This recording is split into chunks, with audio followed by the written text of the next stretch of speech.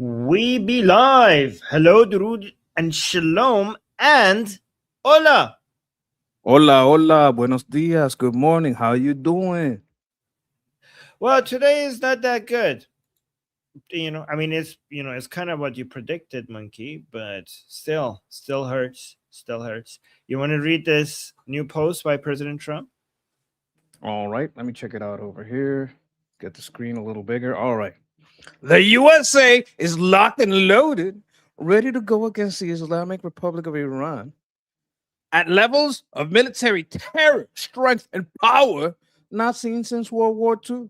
Despite this, we have just asked Iran We have just been asked by Iran and other Middle Eastern countries to hold off any attacks that the perimeters of a deal been agreed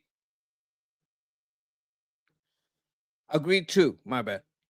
This would include immediate, complete, and total opening of the Hormuz Strait and an end to Iran's nuclear threat.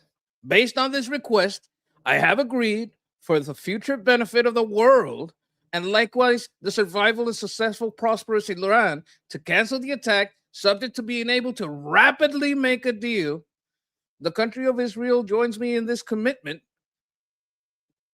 Get, get to work, everybody, and get it done. Thank you for your attention to this matter, President Donald J. Trump. What do you think? I think that's fucking bullshit. I hate this shit. I think he's being a retard. I think he's a boomer, and boomers think that nuclear is more dangerous than virological. But this is a lot of people are memeing this now, saying that the taco memes. This is the fifth time, Monkey. The fifth time that Trump said he's going to do a big military operation, and then nothing happened. Fifth time. I mean, beyond those other things regarding what we need to be afraid of, this is bad for United States standing internationally, and also American threats being taken seriously. One time, twice, okay, maybe it's the art of the deal. Three times, you're pushing it. Four times, you're really pushing it. Five times, promising something big is about to happen, and then it not happening, then your threats are going to become meaningless. Look, I don't. Okay, so people have it focused on optics. It looks bad. It looks weak. I don't care how it looks. My problem is the practical fact that if they accept the deal and they give them the nuclear dust, and we allow these boomers to think that the danger is gone if you take the nuclear dust, we will face an apocalypse far worse than the area of impact that 11 nukes could have. If they fired off 11 nuclear strikes all over Europe and hit exactly where they want to hit, it would not reach the level of devastation that we would have if we let them get away with the deal.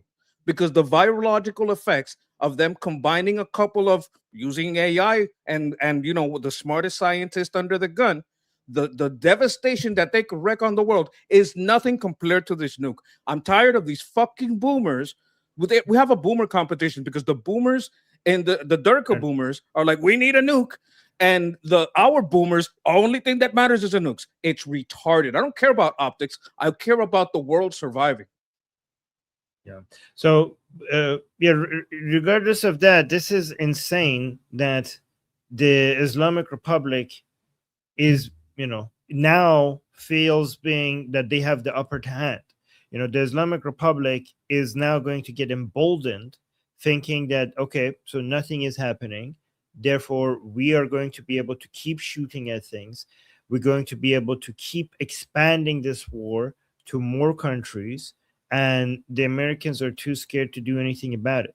This is definitely going to embolden the Islamic Republic to go into more regions, to make more threats. More American soldiers are going to die because of this. The Islamic Republic is going to double down on what it thinks has scared the Americans from taking an action. Even if a deal was a good idea, now because of this, you're further away from the deal, because the calculation now from the Islamic Republic is like, why would we make a deal? You just chickened out again. You are basically threatening us, but it's obviously that you don't have the power to do what you're saying you're going to do, because if you did, you would actually done it by now. So we are going to go and double down on everything else that we're doing. And also from the perspective of the Islamic Republic, the reason why this is all happening is because the energy infrastructure and water desalination infrastructure and the tech industry in the Arab countries, around the Arab countries, are just way too vulnerable. And there's not enough defense system to cover them all. And they know that that's, if you want to come for our infrastructure, we could go for that infrastructure. And we don't need to be very precise to be able to cause significant damage to all of that. So they think that that's reason number one, that the United States is backing off. And the reason number two, their analysis was that the United States is like, whatever you guys want to say is the true, the analysis from the Islamic Republic right now is that, okay, Americans are low on THAAD and Patriot missile interceptors, and they know that if they want to go to a war with us, we will keep shooting missiles to the point that it keeps depleting and exhausting their remaining missile interceptors that they have to very uncomfortable levels. That's why they're not doing anything significant, because they know that we have more missiles than they have missile interceptors. And even if we don't hit anything, the fact that we're forcing them to use their missile interceptors is going to get them to uncomfortably low levels of missile interceptors, and that's why they're backing down. Plus, they think that President Trump has to worry about the midterms and all the other things, and that's why they think the Islamic Republic now thinks like they must have the upper hand, and it's going to embolden them. Your worst case scenario is my best case scenario. What you laid out is they're going to start attacking more. They're going to hit more places because they're emboldened. I wish they fucking would. Because if they did that, that would cancel the deal. And if they cancel the deal, they think that the only missiles we can use are these defensive missiles. They forget that we have, I don't know, about 1 million JDAMs that we could drop on Iran. And JDAMs is basically taking an old World War II Korea War bomb, changing the tip and the tail, and making it a GPS bomb. Like we could carpet bomb every infrastructure building, every nuclear plant, every power station, we could hit water desalination. We could hit everything. We could hit absolutely everything. I'm not saying that's the right course of action, but if we are forced to go offensive because we cannot defend ourselves, that's my best case scenario. If they start attacking because they feel we are too weak and we can't defend ourselves, that's my best case scenario. I wish they fucking would. Got it. I mean, just to be clear, that's what I'm saying is that's why a deal is very unlikely, because the Islamic Republic. So if you're hoping that there's not going to be any deal, well, I have good news for you. The Islamic Republic is not going to accept these terms, especially now that they feel emboldened. They're going to feel like they need to keep poking. That's why we're going to have temporary ceasefires, negotiations, MOUs. Even if we do get a deal, they will violate the deal. So if you're hoping that there's no deal, or if there is a deal, the deal will be violated, so that we go back to kinetic military operations, well, good news. That is going to happen. Kinetic military operations is not going to end until the Islamic Republic falls. The problem is that it's too fucking slow. Like this whole, I mean, I think you agree with that on if we're waiting for them to respond and then try negotiations again, and then they respond again, we're not getting to the part where we're saying enough is enough. So yeah, good news. There's no the chances of a deal are unlikely. I know even if it's a low chance, you don't like it that it's even low chance. I agree with that. There shouldn't even be a 1% chance for a deal to be possible. I'm against the deal. I'm against negotiations. I'm against giving these people a chance. But good news is that probably wouldn't work, and we're going to be back to bombing the crap out of these people. But I wish we just doubled down and finished the job instead of this back and forth. Look, I want to lay down my nightmare scenario because there's always new people in every show, and you guys might not have I know, heard it. but I know that the Wuhan thing, but like do a summary of it, No, and that's then we not go it. back to the. Okay. That's not it. I'm talking about the acceptance of a deal, right? Mhm. Because the Wuhan, yeah, they could be doing that right now, right? But that's not the problem. The problem is if they accept the deal, they give up they allow inspectors, and we left the IRGC in charge. If people say it's impossible. Okay, you're not engaging in the argument. You're just screaming it's impossible. Listen to the argument. Here is the argument. The reformers get in line with the military and say, hey, we're going to have a new method. You got to get rid of all these Durkas that are going against the grain. And we may have to slaughter a few of them. And we might have to slaughter 5,000 of them. But after that, they're all going to get in line. Anybody who speaks against this is going to be called a traitor. And we're just going to say we have other methods. That's as far as we're going to have. We have other methods to achieve our goals. And anybody that tries to get a detail, we're going to have that line. We have other methods to achieve our goals. They get to oppress the people. They get to oppress anyone among the Durkas that doesn't agree. Like they're just gonna go full force like Cuba. Cuba doesn't care if you're a communist or not. You speak against the regime, you're gone. Right? Like that. They go full mask off, we're in charge, take it or leave it. And then they accept the deal, and we can't do anything because they accepted the deal. We can't go, yeah, they let us inspect whatever we want. We never said in the deal that we can inspect what we suspect to be biological sites. Like this is a real scenario that could happen because of this waving of a deal around. We could tell them, hey, yeah, sign it. Oh, I changed it. Sign it. Oh, I changed it. We could bullshit them about a deal. We could do that. And if they say they're bullshitting us, no one's going to believe them because they constantly lie. This is a best case scenario for the fake deal. Another case is last time we made a deal, we got the escrow accounts, we kept all their money, we kept the hay that we were selling them and their money. So I don't know what kind of legal framework is done in the second deal. Let's say they make the new legal framework. Hey, if this doesn't work out, we're making a government in exile, and they sign it, and then they attack. Now we have permission to make a government in exile because you yourself signed the last deal, right? So now we have permission, and that's just the mechanism that's in this paper, and we're going to do it. That's my best case scenario. Let's you know, a lot of new people here, so let's push forward with you know, guys, I see your comments. Before I go to the super chats, I just want to see Lior is saying he put the word deal in all caps. I'm not okay with that. Yeah, I know exactly. Like I the fact that he's putting the deal in all caps is basically shows to me, again, I know a lot of people are going to see psychological war games, 52D chess or whatever, underwater with your eye closed, upside down, you know, 5D chess. I genuinely think President Trump really wants a deal. I mean, you could disagree with me on that, but I think he really wants a deal. But let me just get we got already for super chats. I will respond to them, but let me for people who are new here, let's just get a update really quick. What's happening? Yeah, hey guys, good morning. For now, the strikes against Iran have been called off. President Trump posted to Truth Social overnight talking about the request that he received from Iran and other Middle Eastern countries to hold off any attack, in that the perimeters of a deal has been agreed to. This would include the immediate, complete, and total opening of the Hormuz Strait and an end to Iran's nuclear threat. Reports do indicate that assurances were made by Iran's foreign minister, one of the country's top negotiators. Secretary Rubio told Fox News that while these negotiations unfold, the regime must change their behavior. I think the regime has to change. You may not have a regime change, but the regime has to change. The Iranian regime traditionally has been expeditionary. In essence, their view is they don't. So it seems like to me, when Marco Rubio says the regime has to change, again, I know this people are going to disagree with me.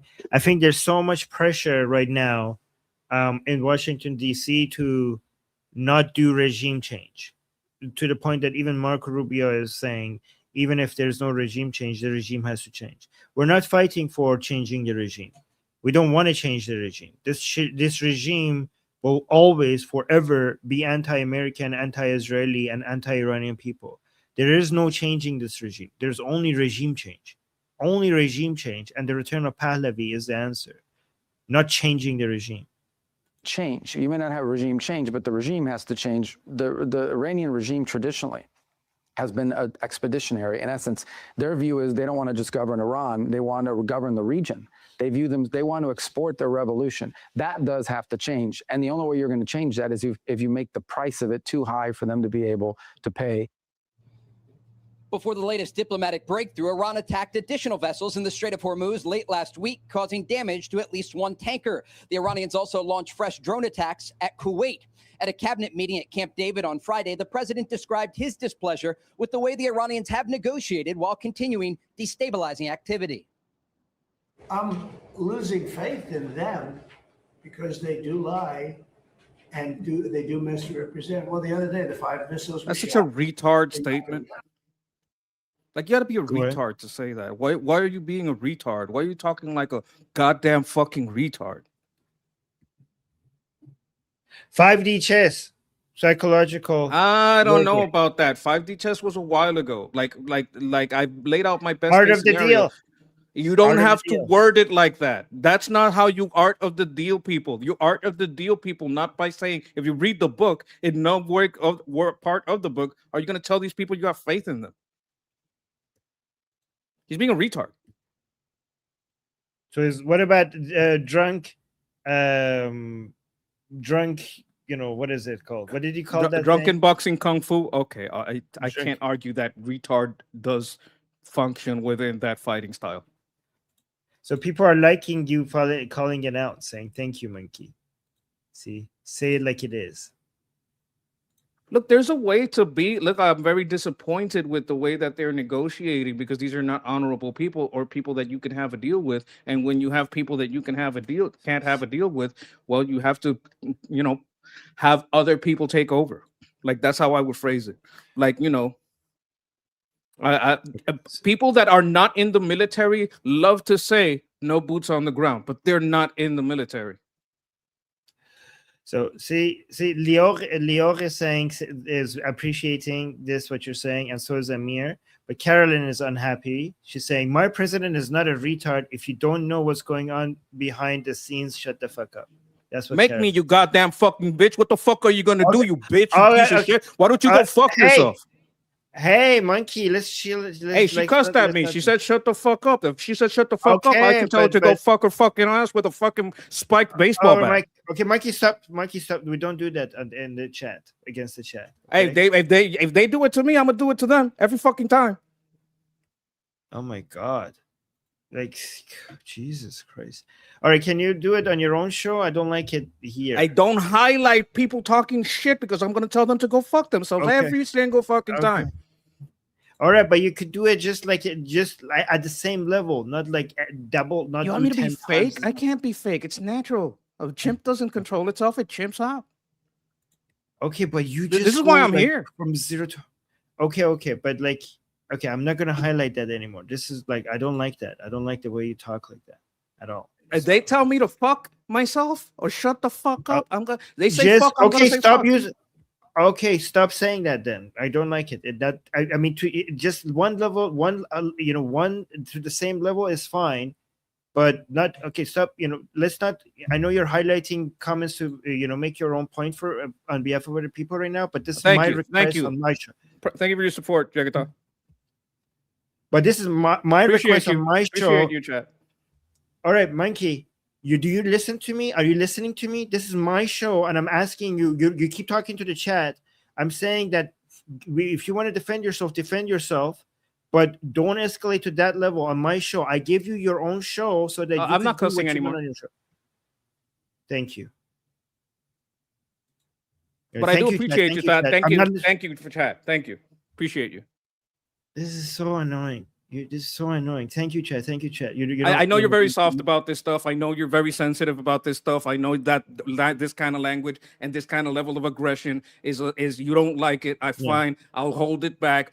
But I have always been and will always be an incredibly aggressive person. I'm holding it back for you. Out of love for you. Yeah, and now you're calling me soft and sensitive. I know what you're doing. I know. Hey, that's a good feature. Why you think that's an insult? No, you but think I don't need someone to balance me out? And I don't like it. I'm trying so hard to make this work with you because I like you and I like your views. I really do. I really like your views. It's just so hard to make it work out with you. It's just so hard. And I'm trying my best. I don't like people being put on the screen and highlighting, cussing me out. But you should consider what this is my segment, okay? My segment, and I have some requests from you. And now, not only you don't take my request did this one for seriously, the you first highlight time. people. Okay, but then you highlight people to just be like, oh, thank you for your support, because that's the way you're trying to like push back against what I'm trying to say. I know you have your own method. That's why I give you your No, I own just segment. thank them. This is not I don't about want to argue. you. I don't want to argue. I know what you're doing. Don't. I know what you're doing. But I don't. I know. I want to respect your choices and your style, and that's why I gave you your entire segment on liberty politics, so you could do the way that you want to do it on your segment. And this is my segment. Just like please respect. What is this, the first time? I No. have a chatter that you highlight cussing me out, and I just cuss them out right back. This is the first time Yeah, this you could happened. do it. You could do it at the same. I'm asking you to just do it at the You're same asking me to level. react to a future event that I didn't know was going to happen in a way that I can't absolutely predict because it never happened before, and you're disappointed about a reaction to something that had I'm never. just. You can be disappointed after the first time, but if it's the first time, All you right. got to realize, well, it had to happen so that we could have this conversation.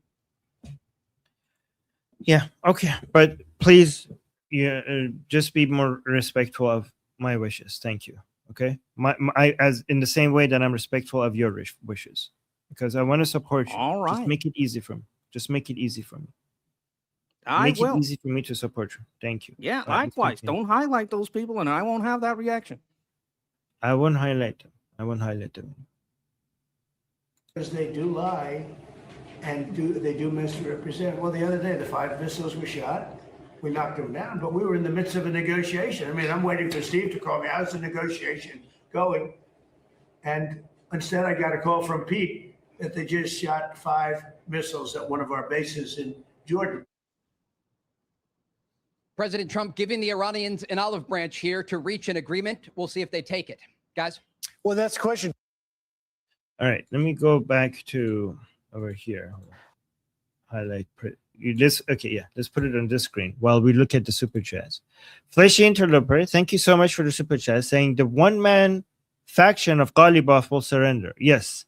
Even if you get a deal, if you get a surrender, that's not the surrender of the Islamic Republic. That would be the surrender of one segment of the Islamic Republic. President Trump likes to, every time you get somebody accepting a deal or basically bending the knee or capitulating, President Trump likes to highlight them as if the entirety of the Islamic Republic has submitted. It hasn't. Even if you get a deal, even if in the unlikely scenario that you're going to get a deal, you're going to get a deal with a small segment of the Islamic Republic, not the entirety of the Islamic Republic. Even if you do, and it's very unlikely that you are going to get a deal. And Justin, thank you so much for I agree. one. Justin, thank you so much for the super chat, saying, I'm convinced Trump feels he got in over his head and it's desperate to find a way out through the Abrahamic Accord. Clearly, he's been bluffing since April. That is painfully obvious now, and IRGC knows it now. Well, whether this is true or not, Justin, this is the understanding of IRGC, that he's been bluffing, he's stuck, and they're not interested in a deal because they think that they have him where they want. So why he basically, they think that he walked into a trap and now he's stuck and he can't get away. So, and they're not going to let him get away. But that's their understanding of IRGC. What is your understanding?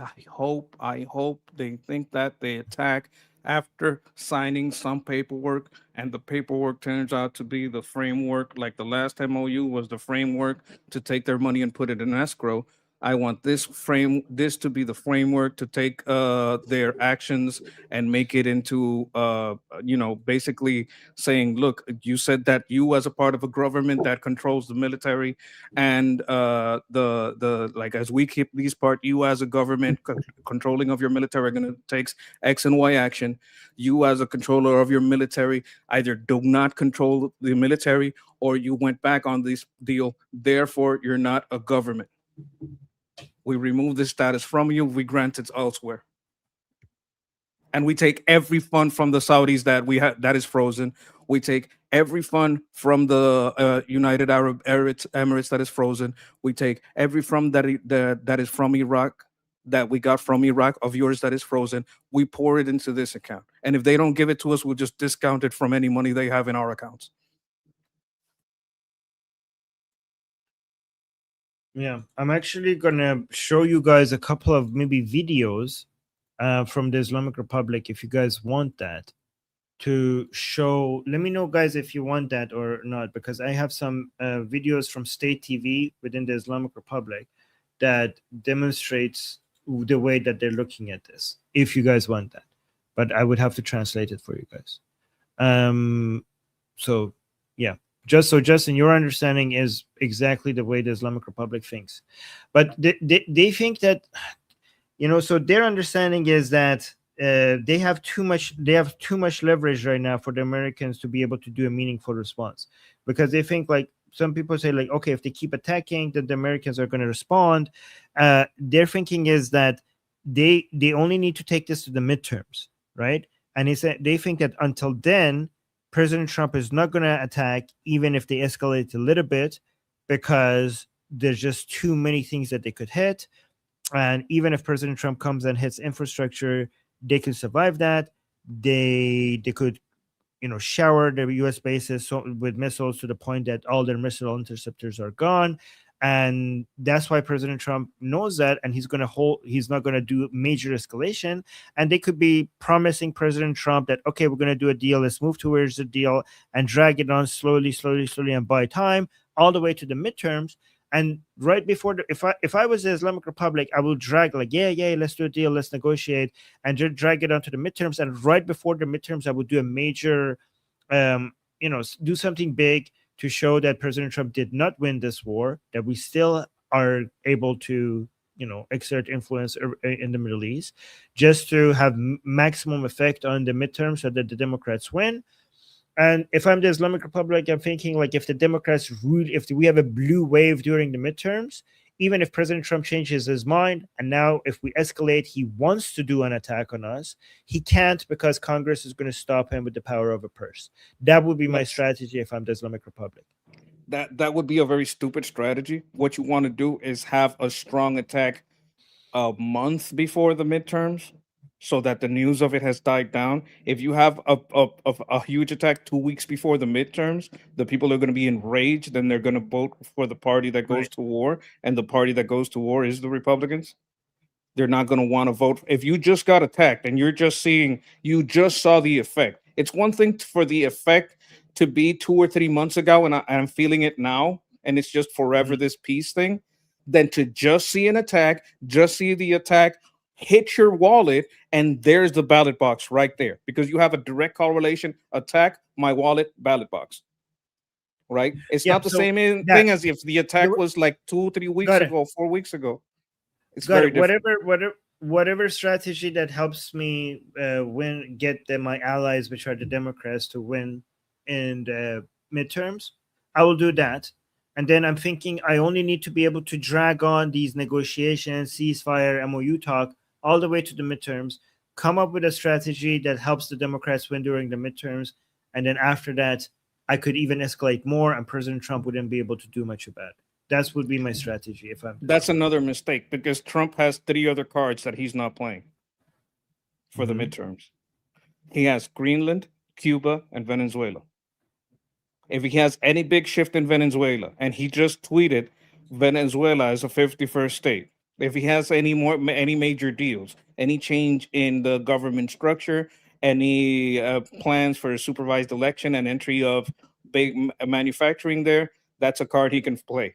Cuba's leadership is so small that he could probably do a Maduro in Cuba. Maybe it would take a little longer, but definitely get it done before the midterms.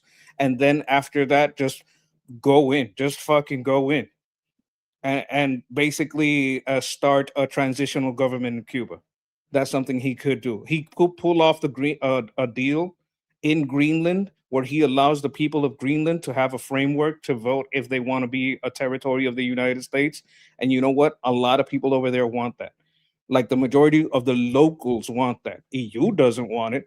The people I think it's in Sweden or Norway or wherever the fuck is the people that control that territory don't want it. But if the locals decide that, and Trump gets a victory on that, and I sent you a video where Rubio is talking about some of that stuff, and there's also a tweet where he says the 51st state, and he talks a lot about Cuba. There's a lot of rhetoric around Cuba having drones. Cuba being the #1 state act sponsor of all these attacks inside the U.S., all these protests, and that video is specifically about that. So Right. for So- the IRGC to think that he only has one card and it's winning in Iran and he can't pull out 3 different cards would be stupid. All right. So on this segment on this show, I want to mostly focus about like when Rubio and Trump are speaking, mostly about the Iran related stuff. So the This full is Iran interview related. with Rubio, yes, I do have segments of it that I want to highlight more. But it would be interesting if we could do on your own segment. Can I? I'm sorry. I thought you were talking about just like what I said, not the interview. Yeah, we got an interview for you guys later. You guys are gonna love it. My bad. Yeah. Go ahead. Okay, but let me finish my statement. Finish my sentences before you speak. Okay. Yeah. So guys, make sure you follow the Monkeys show later today. He's probably going to play the entire segment of Rubio. Okay. Just make sure you don't miss it out. Okay. Let me go to the rest of the super chats. Justin with a super chat saying, Armin, they've already violated over and over, and yet we are making a deal again. Yep, it's ridiculous. And the Islamic Republic is thinking that, okay, I'll guess if I'm not getting in trouble for violating stuff, I'm going to keep violating it, right? So they're going to make deals, make MOUs, come up with agreements, and they're going to violate it over and over again because they see that the consequences for violating their agreements is pretty close to none. I mean, from their perspective, and because their only metric is survival. Not only this, they also see that there is not that much of a reaction to killing Americans. They killed American servicemen and women, and there was not that much of a reaction to it. So they feel like, okay, so the Americans are not going to respond. Also, not only that, President Trump 5 times so far has come out and said that there's going to be a big attack, major big attack, and 5 times last minute he called it off. So that would embolden them. I mean, to Monkey's point, if it emboldens them, maybe it emboldens them to the point that they do something crazy enough that will make the Americans then come out and have to pull the trigger finally at some point. That is true, but I'm just telling you what the effect is going to be short term. Long term, I'm hoping that it's going to cause the Americans to come out and just finish the job. And thank you, Justin. And thank you. Yeah, and thank you, guys. Amir the Cricket, thank you so much for the super chat, saying, USA, your vows are worthless. You betrayed billions worldwide. Where is the justice for the victims? I mean, okay, so let me push back a little bit on that, Amir. And I know you might disagree with me. It's okay. At the end of the day, President Trump and the United States still have done more against the Islamic Republic than any other force, in the world has, from outside of Iran. No president has hurt the Islamic Republic more than President Trump, right? They have it. And also justice for the victims is not United States job. United States job, the government in the United States, their job is, USA. If we have got a lot of justice for victims, and Khamenei is dead.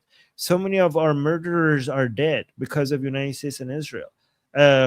So there is some justice, but the justice we get is not because it's the US's job to come get justice for the sake of the Iranian people. The reason why we get some justice, we get more justice than we could have ever gotten because of United States and Israel, that we wouldn't be able to get it ourselves. So we got some justice, but not all the justice, obviously. But the justice that we get is not because United States should be prioritizing serving the Iranian people, but because serving United States and American interests is aligned often, not all the times, but often with what is good for the Iranian people. So just America doing America first stuff sometimes gets the Iranian people justice because of our mutual aligned interests. Does that make? I think that when I say a statement it's retarded, it gets mistaken for me thinking that there's no plan B.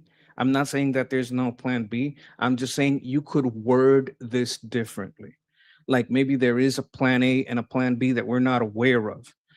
My problem, like my problem with JD Vance is he can word those exact same sentiments in a different manner. The steel man is what Armin says.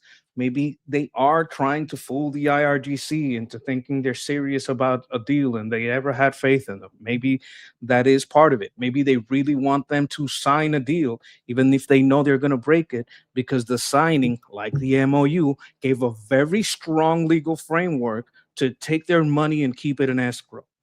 The second thing they sign might say, we get to change your government if you don't get your act together. In this margin, in the small print, you understand what I'm saying? Like there are things about the deal that we didn't know. Everybody was this angry or more about the last deal. But then we kept their money, we didn't give them anything, and it made the legal framework so that we could repay anyone attacked by them. Right. I don't know, Amir, what do you think? Let me see if Amir had a response. Okay, thank you, Amir. Thank you for the super chat. And here, Amir with another super chat saying, I predict after next attack, USA will push for negotiations, and same after the next one. Basically, USA do whatever they can so the Islamic Republic survive. I mean, okay, so it can't go forever, like Amir. So it is very possible for this to go on a couple of times, maybe once or twice, or maybe more. I don't know, but it's not sustainable. At some point, we're going to get to a major conflict. Do you agree with that, Monkey? So there's a difference between now or later, but I think a major conflict, a major kinetic military operations is inevitable. Do you agree with that?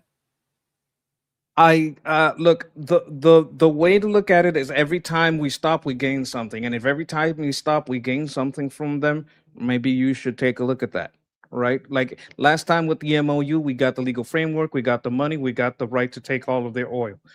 If they sign now and we get something bigger, are you going to be mad? Because everybody was very angry with me for saying, calm down about the deal, calm down about the talk about Jelani, because this is going to lead to Lebanon and Israel striking a deal. Everybody was very angry with me. They said, oh, his words are a problem. Now I'm trying to empathize with the anger in the chat and saying, hey, I'm angry too. This makes me angry too. Like, I'm trying to like be your voice here. Like, I am pissed. I am angry. This does make me rage, right? Maybe rage to the point where I'm not even like being too reasonable, right? I do understand that anger, but I have to calm myself down and look at the pattern. And the pattern is the last deal got us something. Every pause gains us something. So we have to like understand how the math plays out. And even if we do a humanitarian mission, we can't. You don't understand what an American is. An American can't impose a government on you. That's not American. It's not American. We decided we would not be represented by the kings in fucking England. That's not American for us to choose your leader for you. It's not. We can't have your revolution for you. We can't do that. Like, you guys want from us something that it's not in our DNA as a people to do. It's like you're asking us to change our chromosomes. You're asking a man to become a woman. Like, this can't happen. Right? What we can do is assist you, do a humanitarian mission, make the legal framework, maybe take over some islands, use them. There are things we can't do, but what you want is like, and I would want it too. I'm gonna be real. 500 boots on the ground, make take care of every fucking IRGC person in there, and let you make your own election. But I know that's gonna look like interference, and we don't want to like be at that level of interference. Because what's the moral reason? Are we going to do that in Congo? Are we going to do that in Yemen? Are we going to do that in every fucking place on earth?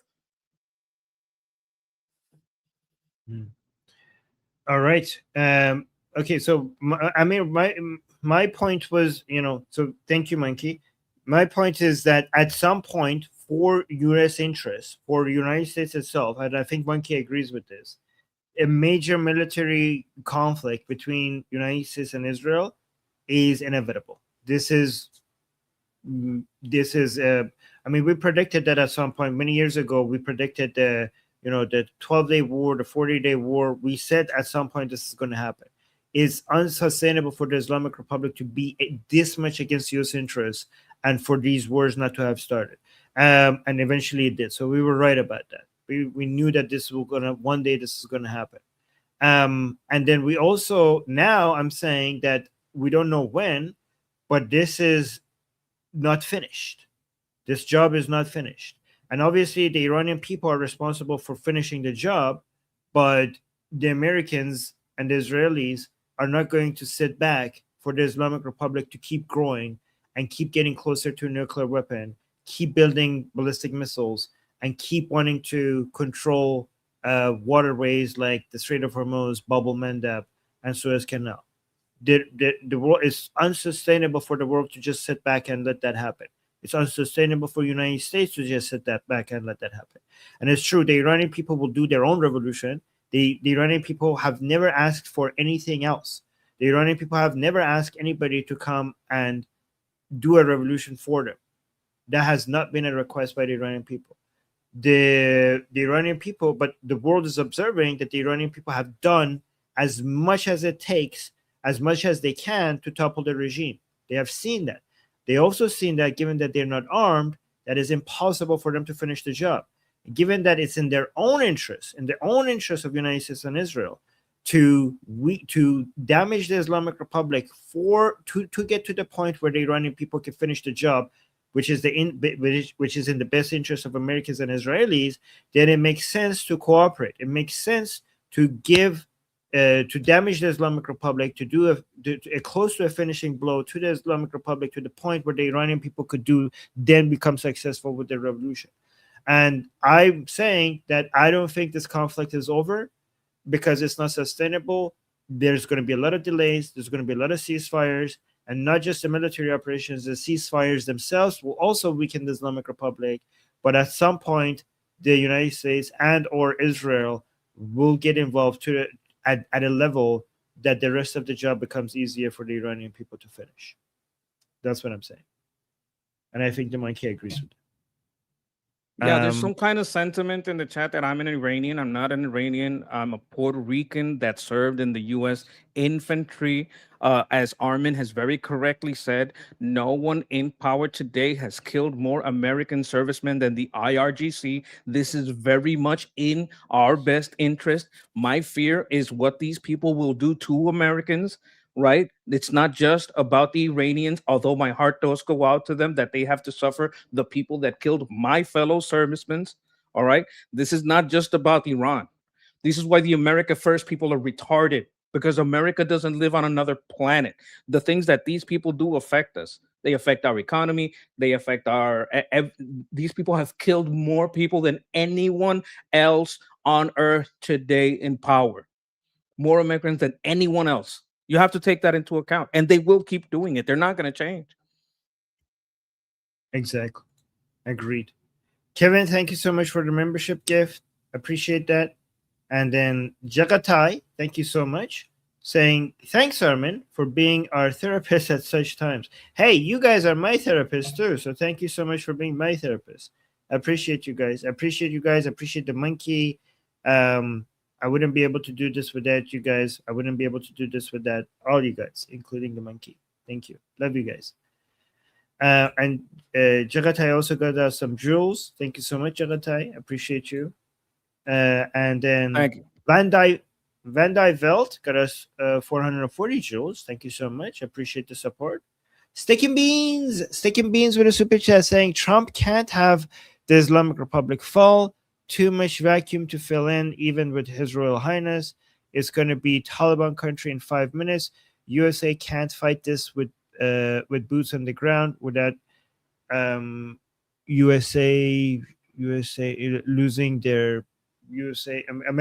losing their shit. I disagree with that, Steak and Beans. I don't think.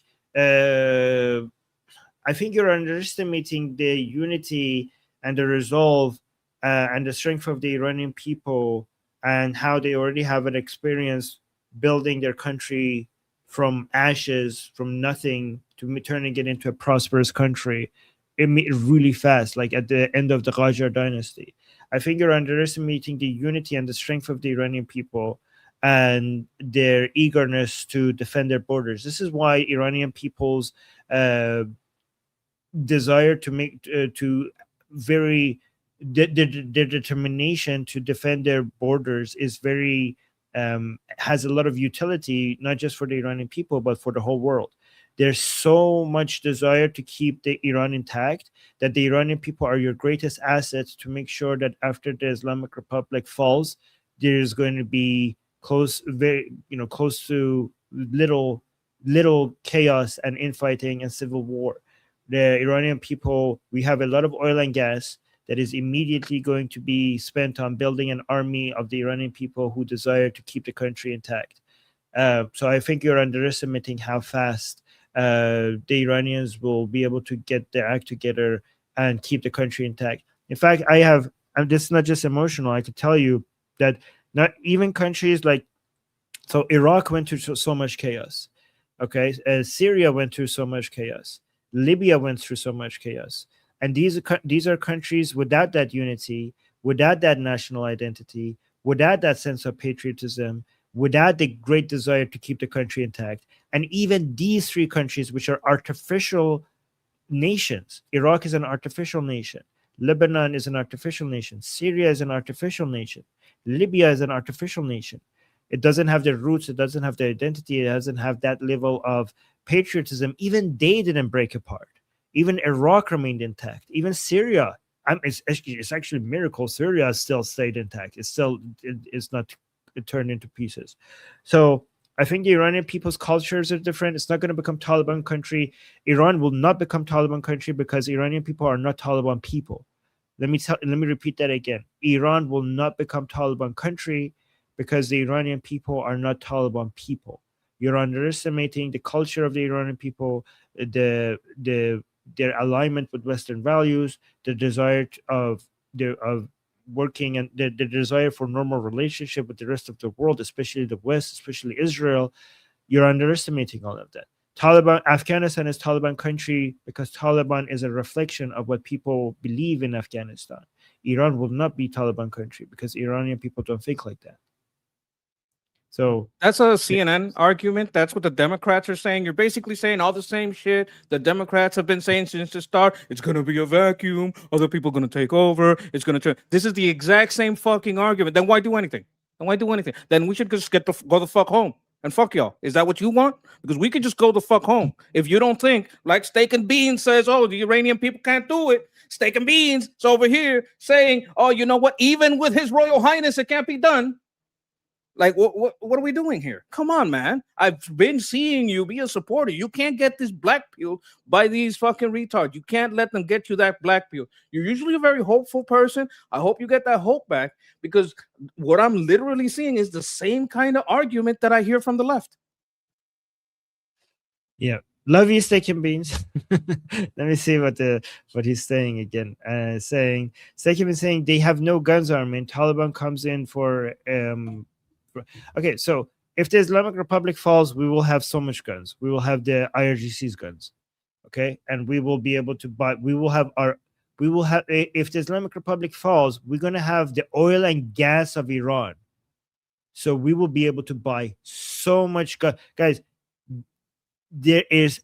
Iran has so much resources just gushing out of the ground, and the reason why Iran right now is a weak country is because that oil and gas money is being spent on trying to wipe out Israel rather than defending the country. You have no idea what an army we could buy with that money, with that oil and gas, once the Islamic Republic is not there. First of all, so much of the guns of the IRGC will then come. We will have all of that, the ones that they have.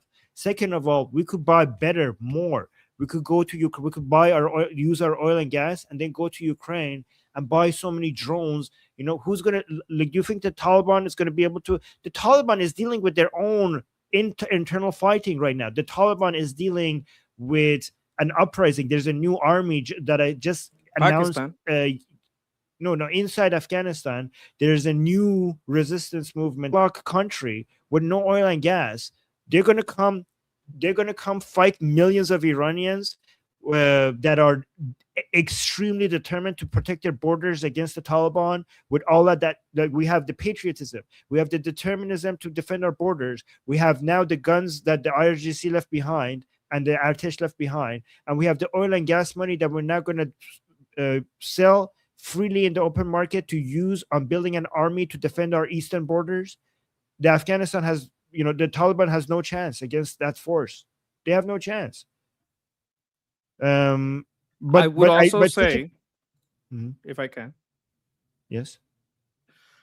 if they move into Iran, you think Pakistan is going to let Afghanistan take over Iran? They're not going to allow that. They're going to bomb them like they have been bombing them. Pakistan has been bombing Afghanistan for a while, and if they make a play to try to control Iran, Pakistan is not going to allow that. They're not. They don't want that. Like they have two problems. They have the problem the army just laid out, and they have the Pakistan problem. Am I right about this? What do you think? I don't know if Pakistan would be interested in getting involved in other people. They have their own problem. I mean, okay, maybe if they see that Taliban is being busy somewhere else, they would make moves against them for their own sake inside Afghanistan. But they're not going to be worried about Iran. No, And I'm they're just gonna- saying because Pakistan has already gone to war with them this year. Yes. That if they see if they see Afghanistan making big moves, they would like probably there they are, let's bomb them again. They probably Pakistan would not be okay. I'm going to just say this, and we'll go to the next comment. Pakistan would probably not be interested in bombing anything inside Iran unless somebody from inside Iran is bombing them in Pakistan, right? So just they don't want to get into more regional escalation. That's what I think. But second piece, I just do want to say that I really do appreciate your care, even if I don't agree with what you think is going to happen. The fact that you second being saying, please disagree with me since I wish so much to be wrong on all of it. Well, I appreciate you caring, and I appreciate you listening to opposing views. That's very nice, and I appreciate your care. And I think Don't let them blackpill you, homie. Yeah. Okay. Nully Bug saying, sending love to all of us. We all need it. Yes, we do need it. We need kindness. We need sympathy. We need to be gentle to each other, and we need to forgive each other for takes that we might disagree with each other. We need to forgive that. I think more than this is my philosophy, and a lot of people think I'm weak for having this philosophy. I think more than intelligence, we need kindness. And I value intelligence. I value the right takes, but I think kindness and sympathy is more valuable than even intelligence. And I think a lot of people think that I'm like weak because of thinking, but I do believe we need that. And then we use Mike. You start this. You wanted to respond to this? Yes, it's KBNT comment says I had not going and crushing the regime. Like, yeah, I hate that too. I wish I could. I wish I could fucking sign up right now and go grab a rifle again and be out there again. I wish I could fucking do it. I wish I could land on the fucking beach, and I don't give a damn about dying because I never did. But I understand the sentiment. Crushing the regime from an American standpoint, both for justice, for our fallen, and for innocent Iranians. But I understand Trump has to balance on a knife edge dealing with politics. Yeah, I'd rather die a hero than have, being an old man that needs to be taken care of. Sure, I would much rather die. I would rather live and maybe liberate Iran. But this is not the way the world works, and we can't do it like that. And there's something in our DNA that's going to stop us always from imposing a leader on anyone. Yes. And Staking Beans with a super chat saying, I try to speculate what USA brass and Trump is thinking. Yep. That's okay. Yeah. Don't worry, Staking Beans. Like, we love you, okay? Yeah. There's a side of Steak and Beans that's doing action, and actions speak louder than words. So with actions, you're funding the program, and that action is always going to speak louder than the word. Like even with people like Jew Hater, and I hate that guy, but I almost think, is this guy just Mossad trying to make these people look retarded? Because he's supporting so much. You understand what I mean? Like that action kind of speaks more to like, you think this is important, so you're putting money here. Like even if he is a hater, you think this is important, you're putting money here, and that action speaks louder than words. I think he has given us so far at least $5,000 last time I checked. At least. Jesus Christ. Yeah, it's crazy. Shauna, thank you so much for the super chat saying, we just need to keep spreading the word about the people of Iran and telling the American people the truth. We need to silence the fearmongers. Shauna, yes, and there's an effective way of doing that, because we shouldn't tell the Americans like, oh, look at the Iranian people, they need help. I think that will backfire, because then we're like, okay, like, is the whole world's problem our problem now? I think the way to talk to Americans is to show them why the Iranian people are their best asset against their worst enemy, and why this is in in U.S. interest to do this, right? So instead of, I think the narrative in America shouldn't be like Iranian people need your help. I think the narrative should be the Iranian people can help you. The Iranian people are your best asset in the most efficient way of taking down your worst enemy. That's what I think the narrative should be. That's what we need to show, Yeah, you right? can't like just aggressively ask for help, because you if you're talking about the average American, not me, I'm a soldier, I know the cost, right? I'm on board. But if you can't just aggressive, no, but we need the help. No, but you have, like, they don't, like, if you want your average American, they're not going to give a shit. They're not. Like you have to explain to them, look at what they did in Beirut. Look at how many of our soldiers they killed. You saw all this shit that happened in Afghanistan. They trained. This is the Quds forces in Iraq. Look at what they did. Look at how all these IEDs, that was fucking them. That was them coming in and fucking taking our soldiers out. You have to explain why they are the one who kills the most of us. When it comes to combat, no one kills more Americans than the IRGC and its proxies. That needs to be known. I'm going to try to find, if I can, a special on Beirut, or make a special on Beirut, so people can see how long these people have been killing our people and how much it has cost us. I'm going to try to find this. Like right now, I got colleges starting and I got to like get a whole lot of stuff ready for the family. So it may take me a little while, but I'm going to try to do it next week, because I want the Americans to understand this is our problem. Because telling us, no, we need help, we need guns, we need the we need, Okay. that's not going to work. You have to tell us why it's in our best interest. I can do that, but I can't do it alone. Yeah. Quickly, I want to also add this. The Monkey, maybe you could consider reviewing this, but I'm going to move on to the next super chats really quickly. I also think that why is it in U.S. interest? The argument needs to be made also that without the Islamic Republic, so much of America's resources that is tied in the Middle East will be freed up, and it will save American taxpayers trillions of dollars. And containing the Islamic Republic is way, way, way, way more costly in U.S. taxpayer money than getting the job done with the Islamic Republic. Like doing a, basically showing them to them what this is already costing them. I think it's important. Absolutely correct. And thank you, Sharna. Ruckus with the super chat saying, shouldn't it be parameters of a deal, not perimeters? Oh, the part that is being highlighted by President Trump's Truth Social post. Parameters. Yes, I think you're right. I think it's wrong. I think President Trump posted right. Right, mate?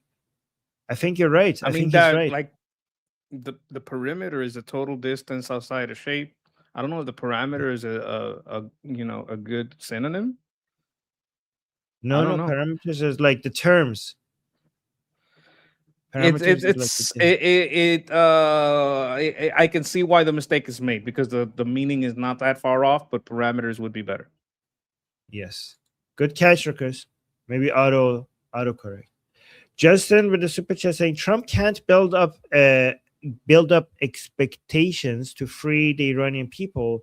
Then when he clearly backs out, we can't then gaslight and make excuses for him as doing more than anyone else did. It's all for nothing if it doesn't finish the job. So let's actually be clear with what President Trump said. President Trump said help is on the way. Help did arrive. President Trump says it's now you now have an opportunity to rise up and take your destiny into your own hands. Like, he didn't say what did he say? Like, the expectation was that help will arrive, and help did arrive. The problem was the Iranian people couldn't finish the job because there was we experienced a mass slaughter of the Iranian people, and the attacks by Americans and Israelis were significant, but they didn't they weren't enough to be able to make the Islamic Republic, to reduce the Islamic Republic's ability to a level where they couldn't just shoot into the mass of the Iranian people if they came out and did an uprising again. But he didn't, like President Trump didn't say, like, we're going to do a regime change for you. President Trump said, help is on the way, and help did arrive, and it did damage the Islamic Republic significantly. But it wasn't enough. It wasn't enough for another uprising, but it didn't, it's not like what he said would happen didn't happen. Help did arrive, right? Look, I'd say I understand the finish the job part because I think boomers are overfixated in nuclear as the boomers in our administration and the boomers in the Durka administration make the same mistake. I hope the boomers in our administration stop making that mistake before the boomers in the Durka administration.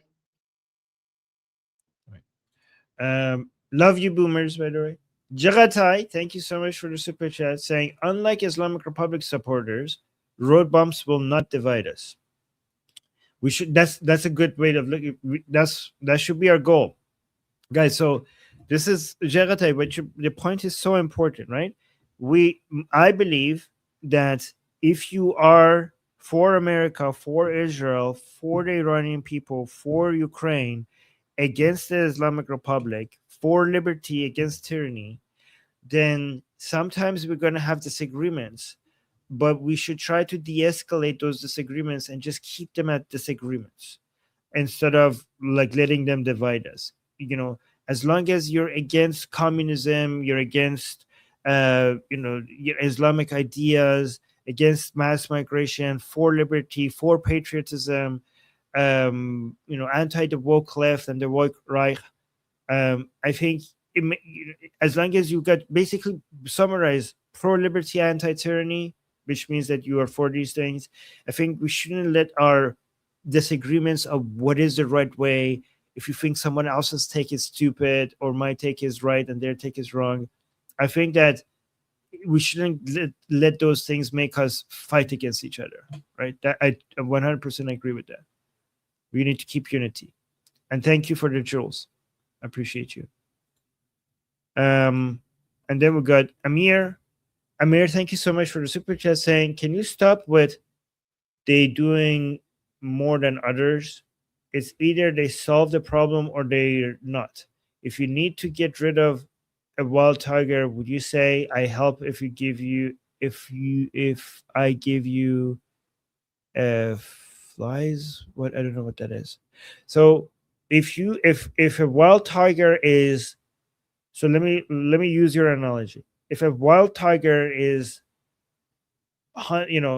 attacking a village, okay, and every day some children are being taken by this tiger, or some people who are going to and for back from the village, this tiger is killing them, and this village is haunted by this tiger, right? And I come and say I can help. I like, okay, help, and I then take a shot at the tiger, and the tiger gets severely injured, but it doesn't die, right? It doesn't die. But none of the people in the village could have done even that, right? Wouldn't you say like that I helped? I mean, the tiger is still alive, but I took a shot at it and it's bleeding now and it's weaker than before, right? And it used to eat 10 children every day. And now because it's weaker, it's eating 3 children every day. And the village still doesn't have the guns that I have to be able to kill the tiger. But now, because of the injury that I inflicted on the tiger, the village has a higher chance of killing the tiger, even though I didn't kill the tiger. So look, I would say if it's either we solve it or not, then how about not? You're screaming not in the chat, not. Well, then not. Is that what you want? You want not? You want us to leave? Is that what you want? Because what are you going to do? What are you doing here? Campaigning for the Democrats? What are you going to do? You're going to talk shit about Trump? Drive people away from the polls? You think the Democrats are going to help you? What are you doing? What is your purpose here? Like, what are you achieving? Like, are you mad at us? Do you think we want them to go away? Like, I don't understand what your purpose is here. You want to vent? Go ahead and vent. Vent all you want. But to tell us it's this or that, You have to do what we say our way, or you got to do it my way. I want regime change, and if you don't regime change, I don't give a shit, motherfucker. I mean, I don't give a shit. I don't give a shit. I'm not going to disguise it. I'm getting tired of being told to my face, you have to put your blood on your line. The blood on the line that your people already gave doesn't matter. The blood on the line that we have been given for over fucking 47 fucking years doesn't matter. You either solve it or you know what? No, I'm not having this. I'm not gonna pussyfoot about this. I'm not gonna unity this together because you're the one that's against unity here. And you know what? I'm not saying you have to agree because I'm not agreeing. I called them a retard. But what do you want? It's either you do it or you don't. You're gonna wind up with you don't. Yeah. So let me say it in a different way, Amir.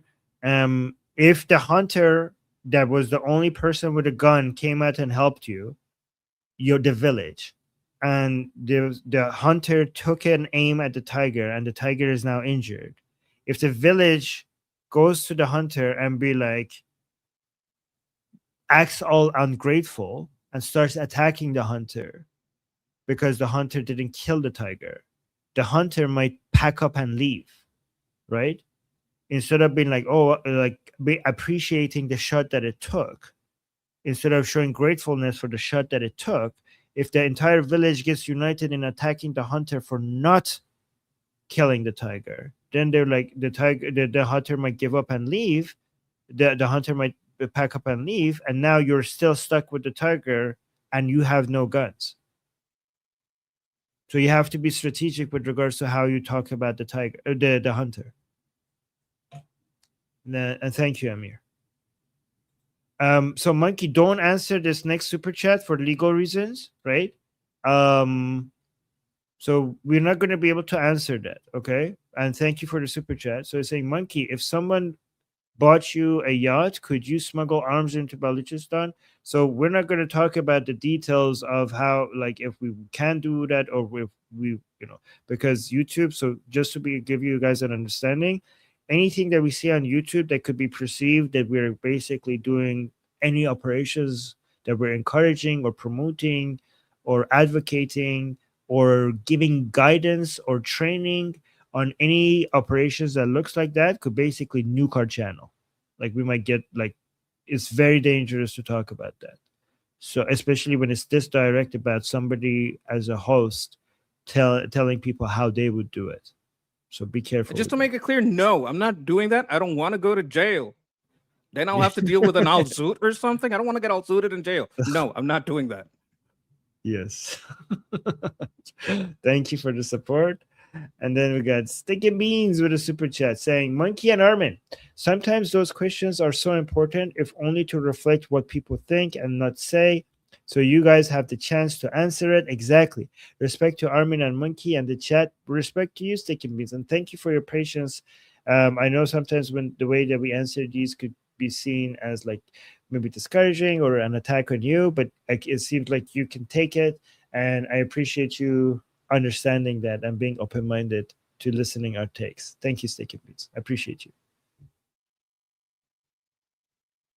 And then we got Shauna with a super chat saying, I see your point, Armin, but what about Americans who don't think we need anything?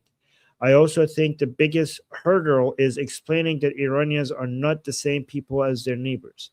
Okay, so if they think we don't need anything, then you need to, we need to educate them, because United States is not, like the Monkey said, doesn't live in a vacuum. It's connected to the rest of the world. Monkey is going to do a segment showing how the Islamic Republic has killed so many Americans. What do you mean we don't need anything? Do you not need Americans not to die? Like, we do need that, right? Monkey could do a segment maybe at some point showing how much containing the Islamic Republic has cost trillions of dollars in taxpayer money. We could educate them that they need that.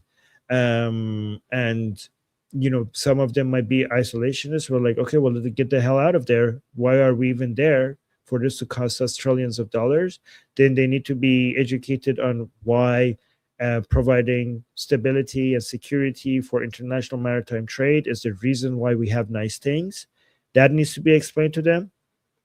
And also, that last part is very important. Explaining that Iranians are not the same as they're not like jihadi minded, is important. Not to make the argument like, oh, they're not jihadi minded, so they deserve you supporting them. No, like they needs to be explained to more Americans that Iranians are not jihadi minded, and that's why they are an asset to you. That's the argument that needs to be made. Not that like, oh, look, they're pro-West, so they deserve your support.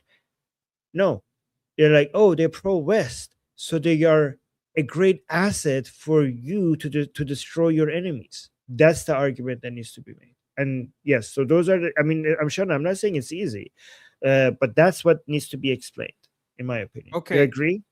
Yeah. I would say some people you can't get to. What about the Americans that don't think we Can need you, anything? Mikey? Well, Can you explain this for 2 minutes while I go back? I need to use the sure, restroom. of You course. go ahead. Now, Yeah. there's going to be people that you love.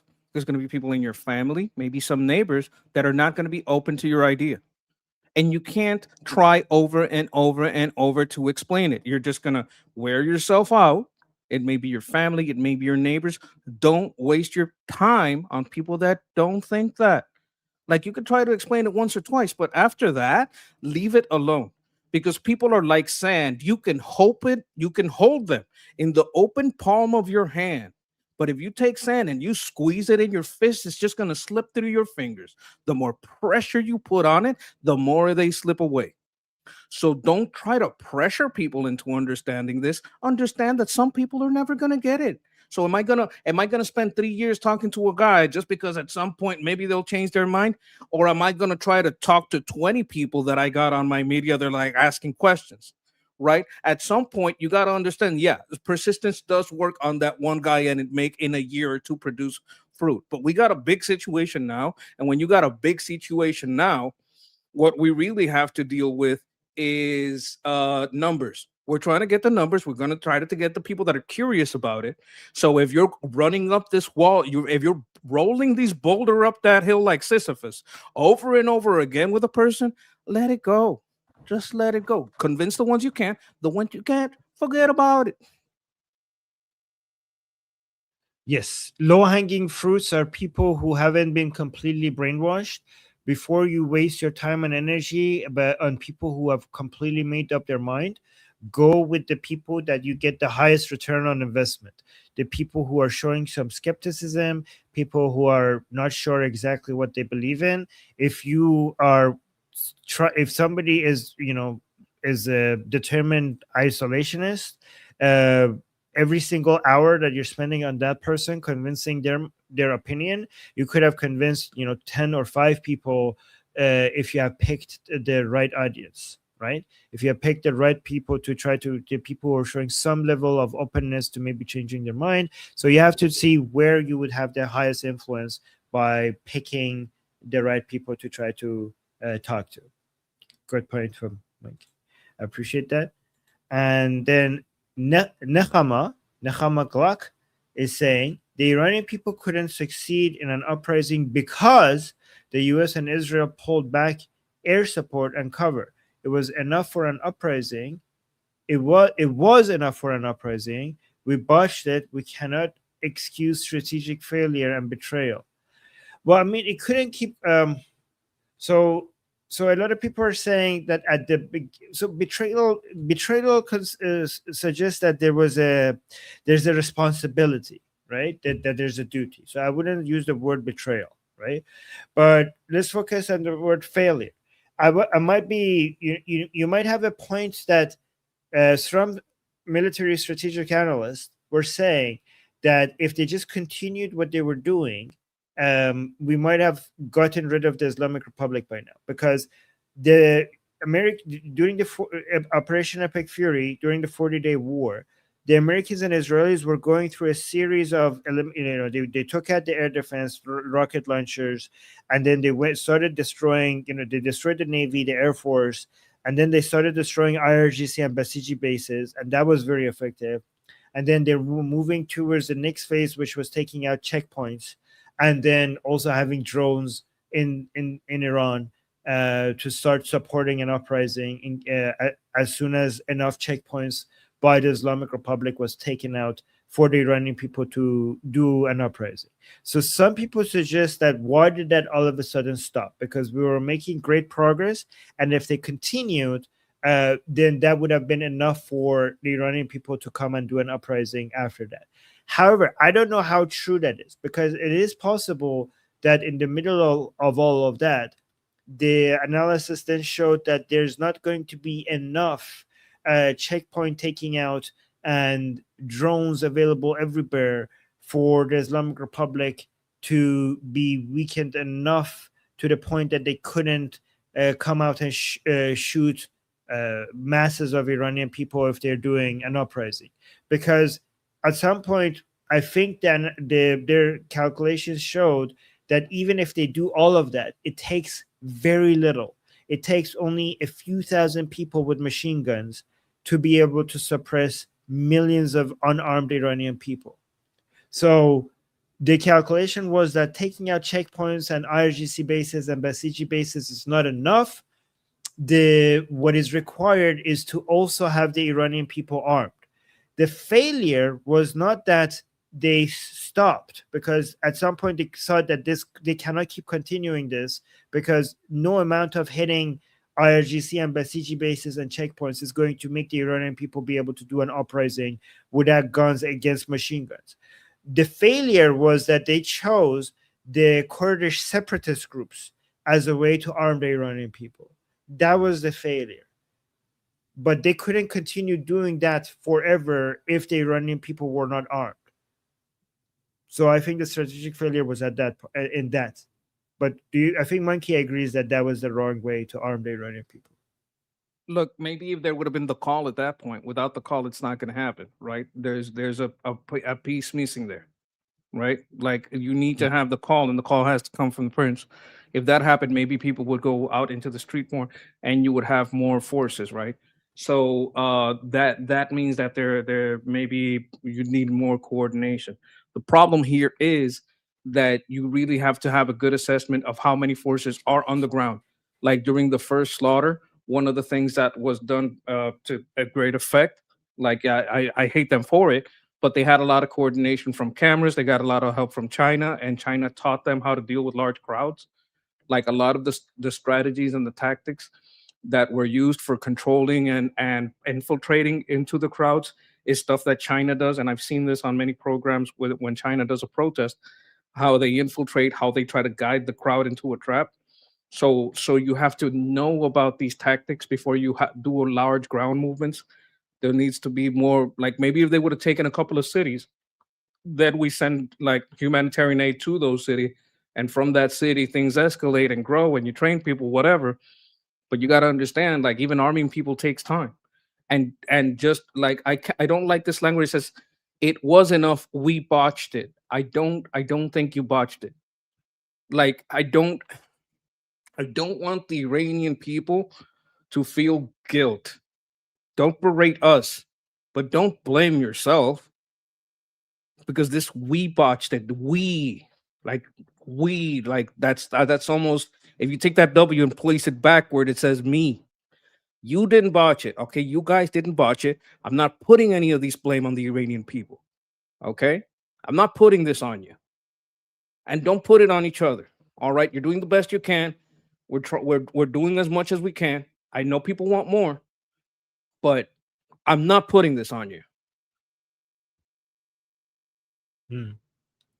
Yeah, guys, thank you, Monkey. I appreciate that. And Omid, by the way, is an Iranian that is very, I think, pro-Trump and pro-America. And he's saying, has the military gone? No. So why are you being panicking? Like the military is still there. Like it's not. I think Omid is saying basically it's not over. Why are you guys acting like it's all over? That's what Omid is saying. Like we're still in this. I think this happens once a month. Yes. Thank you, Omid. Appreciate you. Thank you for the encouragement. And Nechama is saying 10th day, sending love to everybody. Well, thank you, Nechama. We need that. We need that. We need the love.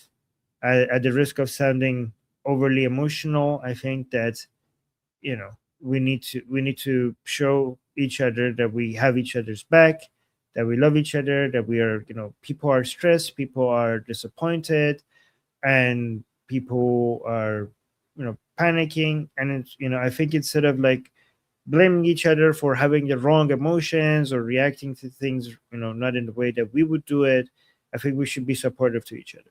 And thank you for supporting us. Necham. And Shana with the super chat saying, what I have come up against is actually not that we shouldn't support them. It's that we shouldn't support them because we will lose blood and treasure and they'll just turn back to jihad. So this is why monkey segment will be very helpful, because you're already like Americans are already losing blood more than any other regime, right? They're already losing treasure.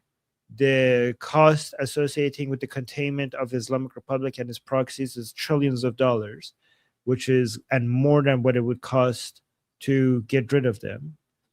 And also the Iranian people are not back to jihadi. The Iranian people were never jihadi for them to go back to being jihadi, right? That has always been the regime. So I guess those are the three things that we need to convince more people, more Americans of, that the Iranian people are not jihadi, that your cost is costing already a lot more than the war, and Americans are already dying because of the Islamic Republic. That's the three that we need to focus on, I think. Right, Mikey? Those are the three. I would focus on one more. Right. I serve.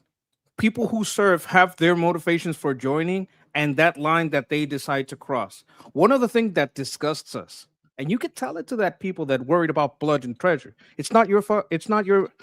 Oh my God! Can I speak freely? Because I know Yes, of Shauna knows course. I'm not angry at her. No, You no, can tell no, those no. people it's not your fucking blood. Like, why are you crying to me about your blood? What are you, a fucking Democrat? Those people signed up to do that job. Those people are ready to go because their brothers in arms have been dying at the hands of these fucking Quds forces in Iraq, in Afghanistan, everywhere for the last 20 fucking years. So don't you talk to me about their blood. They're ready to go. Since when are you the arbiter of what those people desire? Go ahead, talk to that military guy. Oh, my cousin, my brother, my father, my son is in the military. So I say no. Ask that guy that is actually in. He probably says yes. Oh, my brother's in the military. I don't want our people to go. Ask the brother that is actually in. He'll say, come on, let's go. They say, oh, my father was in the military. And I don't want our people to be, I don't want our blood in the mix. Ask that person's father, and his father's going to say, let's fucking go. Like, a lot of people like to speak about putting our blood on the line, putting our boots on the ground, but they are not the boots. They never signed up to it, and they love to speak for us, and it pisses me off. Yeah. Mikey, thank you for your service. I appreciate you. I think you do a great service too. I mean, it might, be different, but I think you reach probably more people than I ever did with my wrench fixing tanks. No, I mean, we all try to do our best. We're getting one more super chat before I tell you guys how apparently the Saudi crown prince was responsible for the current ceasefire, the current cancellation of the military operations, and I'm gonna go to that next. But before that, we got a super chat saying, Armin, are you mad? Mutually assured destruction was the initial strategic policy of the Cold War. If the Islamic Republic, if the IRGC has a suicide pact, we are putting the lives of 90 million Iranians at risk. Trump and GCC heads must avoid this. Hold on, let me read this one more time. Am I mad? Mutually assured destruction was the initial strategic policy of the Cold War. Okay, yes, I agree with that. Yeah. The IRGC has a suicide pact. Okay, yeah. I mean, they are a death cult. You are putting the lives of 90 million Iranians at risk. Me? How? Trump and GCC, so the Persian Gulf countries, heads must avoid this. I don't understand how this is against what I'm saying. Monkey, do you, like, before you go at it yourself? Yeah, okay. They can't have a nuke because if they have a nuke, they'll kill them. They'll attack another country. Like, okay, so mad here has to be Israel, right? Because they're the only nuclear power around that would hit Iran, right? So if Israel, if Iran, How's No, this Matt against is what I- mutually. Are you with Uh. mutually assured destruction? Are you a supporter of mutually assured destruction? Oh. Are you Oh. are you mutually, because you can't fit it all. Like even with $10, Mm. there's a lot of letters to get in there. Are you with mutually assured destruction? Like, okay, I don't think their goal is mutually assured destruction. If they get a nuke, they're not gonna say you can't nuke me because I have one too. They're just gonna fucking launch it. So this mutually assured destruction pact kind of deal only works if the person is not willing to die in the process. I assure you, they would launch it and not give a flying fuck if it killed 90 million Iranians. They would just launch it and say, "I have more. Shoot again, and I fire off another one." And they're on a timer. So if I don't reset that timer and you nuke me out, the timer's just gonna keep rolling, and they're all gonna fire off. You can't use a mutually assured destruction philosophy with illogical actors. So you know what? Actually, I think that so for the Winks, thank you for the super chat. So mutually assured destruction is actually why we should be going all out against the Islamic Republic, right? Because if the Islamic Republic gets a nuclear bomb, or 30,000 ballistic missiles, or uh, enough control over the Strait of Hormuz, Bab el-Mandab, and leverage with their proxies across the Middle East and North Africa, then mutual assured destruction means that the world has to accept the Islamic Republic, because now if you want to do anything aggressive against them, they could do the same thing against you. So this having mutually assured destruction, we don't have that now, right? Mutually assured destruction, we don't have that with the Islamic Republic. But if they survive this, if you give them enough time, they will get there. They will get there with, like Monkey says, 1,000 Wuhans, a nuclear bomb, with 30,000 ballistic missiles. They will, all of them. It's not going to be one. It's not going to be a nuclear weapon. It's not going to be 1,000 Wuhans. It's going to be all of them. They're going to go with all of them. And they will get to that point where you have to just accept them. You have to accept them. And you can't do anything. Kind of like North Korea. You have to just accept that they exist. And the world cannot accept getting to that point where a death cult that is hell-bent on creating a pan-Islamic Shia empire now has mutually assured destructions with the rest of the world. And that, if you allow the Islamic Republic to get to that point, then the Iranian people would be at even greater risk. So whatever you care about, if you care about the United States, having your worst enemy to get to a point where they have mutually assured destructions is horrible for the United States. It's horrible for the world. And it's also, if you care about the Iranian people, it's horrible for the Iranian people, because now the Islamic Republic has gotten to a point where it could do whatever it wants to the Iranian people, and nobody could do anything about it. So if you care about the 90 million Iranian people, you need to do everything you can to avoid getting to this point where the Islamic Republic has enough deterrence capabilities in bioweapons, nuclear weapons, proxies, and the numbers of ballistic missiles that they have. You should do everything in your power to not get the Islamic Republic to get to that point. And I could promise you that their highest priority is to get to that point, especially after the 40-day war.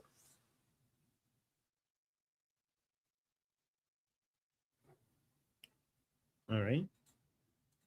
I agree. Thank you. And then we start this, Monkey. Phil? Yeah, Phil says, I am a Vietnam vet. Thank you, Grease Monkey. That's exactly how I feel. Look, a lot of people that are in service and did serve are so fucking sick of the no boots on the ground people. Like these annoying family members, if they really are, because a lot of people, oh, my brother's in the service. Bullshit. They don't have a brother. They never had a brother. Or oh, my son, my father. Bullshit. They don't know their father. They never had a son. No one will breed with them. And they just say it to have that weapon of empathy to use against you, that they don't believe in empathy, but they know you believe in it, so they'll use it against you. Right. So I hate these people. I hate these people trying to dictate how the military decides to serve. We have a commander in chief. We follow our commander in chief. And if we have to put our boots in the ground. Well, what the hell are we spending all this money trading for and all this time? That's what the boots are made for. Boots aren't made for sitting, being polished and stay at home. Boots are made for marching. And sometimes you got to march. And all these no boots on the ground people, you don't give a damn what the soldiers think. You don't give a damn about the problem. You're just virtue signaling. Not all of you, but a lot of you. Okay. Zip Gun is saying, given that pre-Pahlavi regime was also Islamic, even after an IRGC defeat, who's to say yet another Islamic regime won't rise up again? Well, I mean, the pre-Pahlavi regime was not Islamic just because the Islam was there. I mean, between the Shah and the mullahs, there was always tension between the Shahs and the mullahs, even before Pahlavi. And during Pahlavi, we became secular, and the tension between the Shah and the mullahs was escalating. But even before the Shah, there was always some tension between the Shahs and mullahs. But the point is, like, whatever, like, there's always a chance for everything. But the chances of Iran going Islamic is way less, like Islamic regime is way less than, I don't know, Canada going Islamic. Like, so everything is, there's always a chance of something, right? But the Iranian people are right now, on average, are more anti-Islamic than any other country in the world. So there is a chance, but we will have a Canadian Islamic regime and a UK Islamic regime and a French Islamic regime and a German Islamic regime before we get an Iranian Islamic regime after the fall of IRGC. Because the hate for Islam in Iran is more aggressive than anywhere else in the world. So is there a chance? Yeah, obviously there's a chance for anything. But but what is that chance? The chance is very low. It's very close. I mean, it's very minimum. And even if you do get an Islamic regime, it's not going to be like the Islamic Republic. You're not. But let me tell you something. The problem with the Islamic Republic is not just that they're Islamic, because Saudi Arabia is Islamic. They're not causing this much problem around the world, right? I mean, UAE is Islamic. They're not causing this much problem. They're causing some problem, but not like the Islamic regime in Iran. The IRGC is like is a combination of Marxism, Islam, and anti-imperialism, so-called anti-imperialism, anti-Zionism to the max. Like they are even with the less than epsilon chance that Iran is going to be Islamic regime after the fall of the Islamic Republic. Even if that happens, it's not going to be it's not going to be this. It's not going to be like this. This is a completely different, disease that we're dealing with. There are many Islamic countries, like is Malaysia is Islamic? Are they trying to bring an Islamic empire to dominate the entire world? No. Indonesia is Islamic. Are they doing this? No. So the Islamic Republic is something that should be a priority for everybody to defeat, not just because they're Islamic, but because it's IRGC. I don't know. Does that make sense? I would also say, like, the evidence is right there in the state. Given that pre-Pahlavi regime, if we take the statement at face value, was Islamic, that means that after being Islamic, they became the Pahlavi regime, right? After, like, the regime before Pahlavi was Islamic, and after Pahlavi, they weren't, and they secularized and they modernized, and most of the people were with it. In fact, they modernized so much that leftist elements kind of took for granted the freedoms that they gained. That was that was kind of the problem. And once those freedoms manifested themselves into being so free that like their minds were so open that their brains fell out, and then the Islamic Republic had to come in and hold them by force. So this is not the Islamic regime is an occupying force. It's not the will of the people. The will of the people went from Islamic to secular to being forced into Islamism by an occupying force. Like, there's our videos, and I have seen them, of Muslims going to Iran and noticing that no one gives a damn about the call to prayer. Like, no one is stopping. No one like there's videos that say this is a lot more secular than they expected. I've seen a few of those videos. I'm not saying it represents the majority. Maybe that guy had that happened in that city, But I would push that among these nations, the least Islamic is them. Yeah, Right? Would I be wrong? anti-Islam. No, no, you're right. Like Anti-Islam. the Iranian people are the most anti-Islamic people on average in the world. Yeah. And by the way, John is pointing out that Islam criticism is part of Iran's history. See Tabaristan. Tabaristan, yes.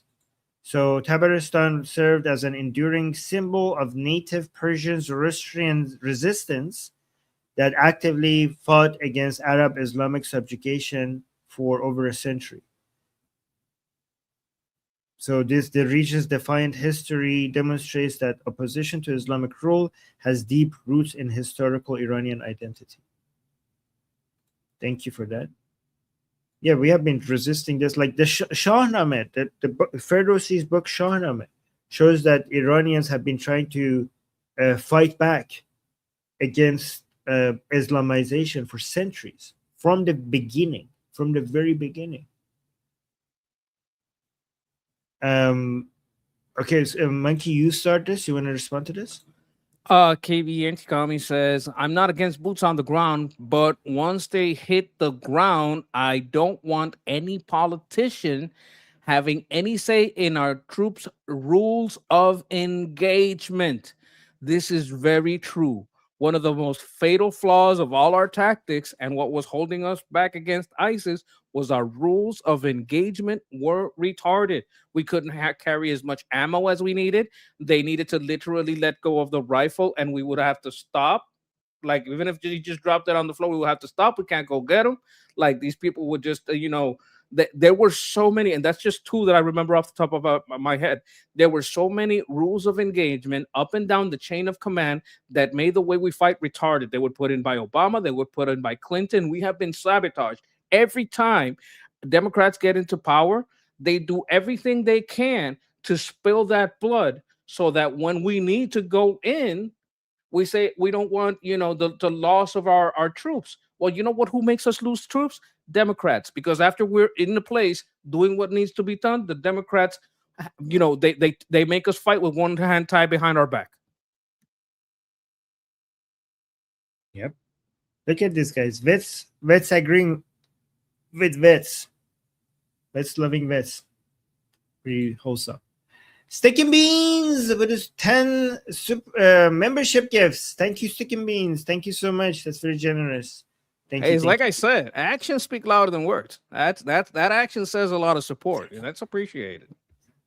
Guys, you could also support us by simply liking the stream.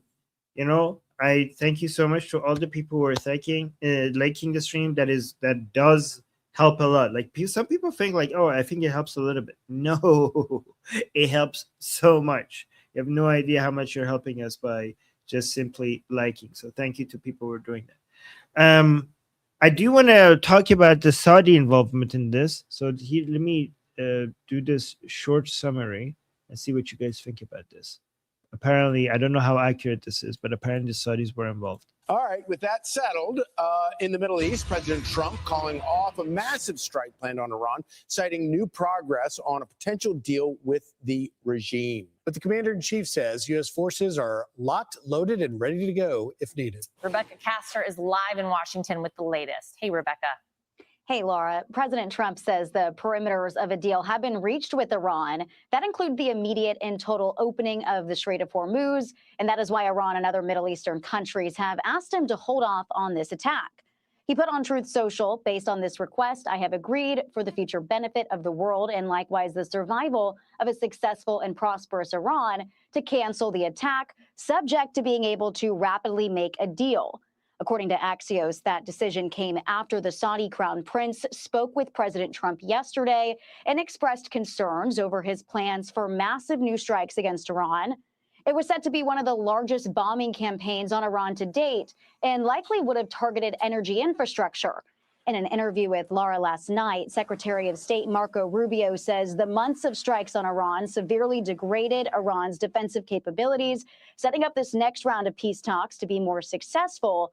But whether the strait is reopened or not, Rubio said it's time to change how energy is moved through that region.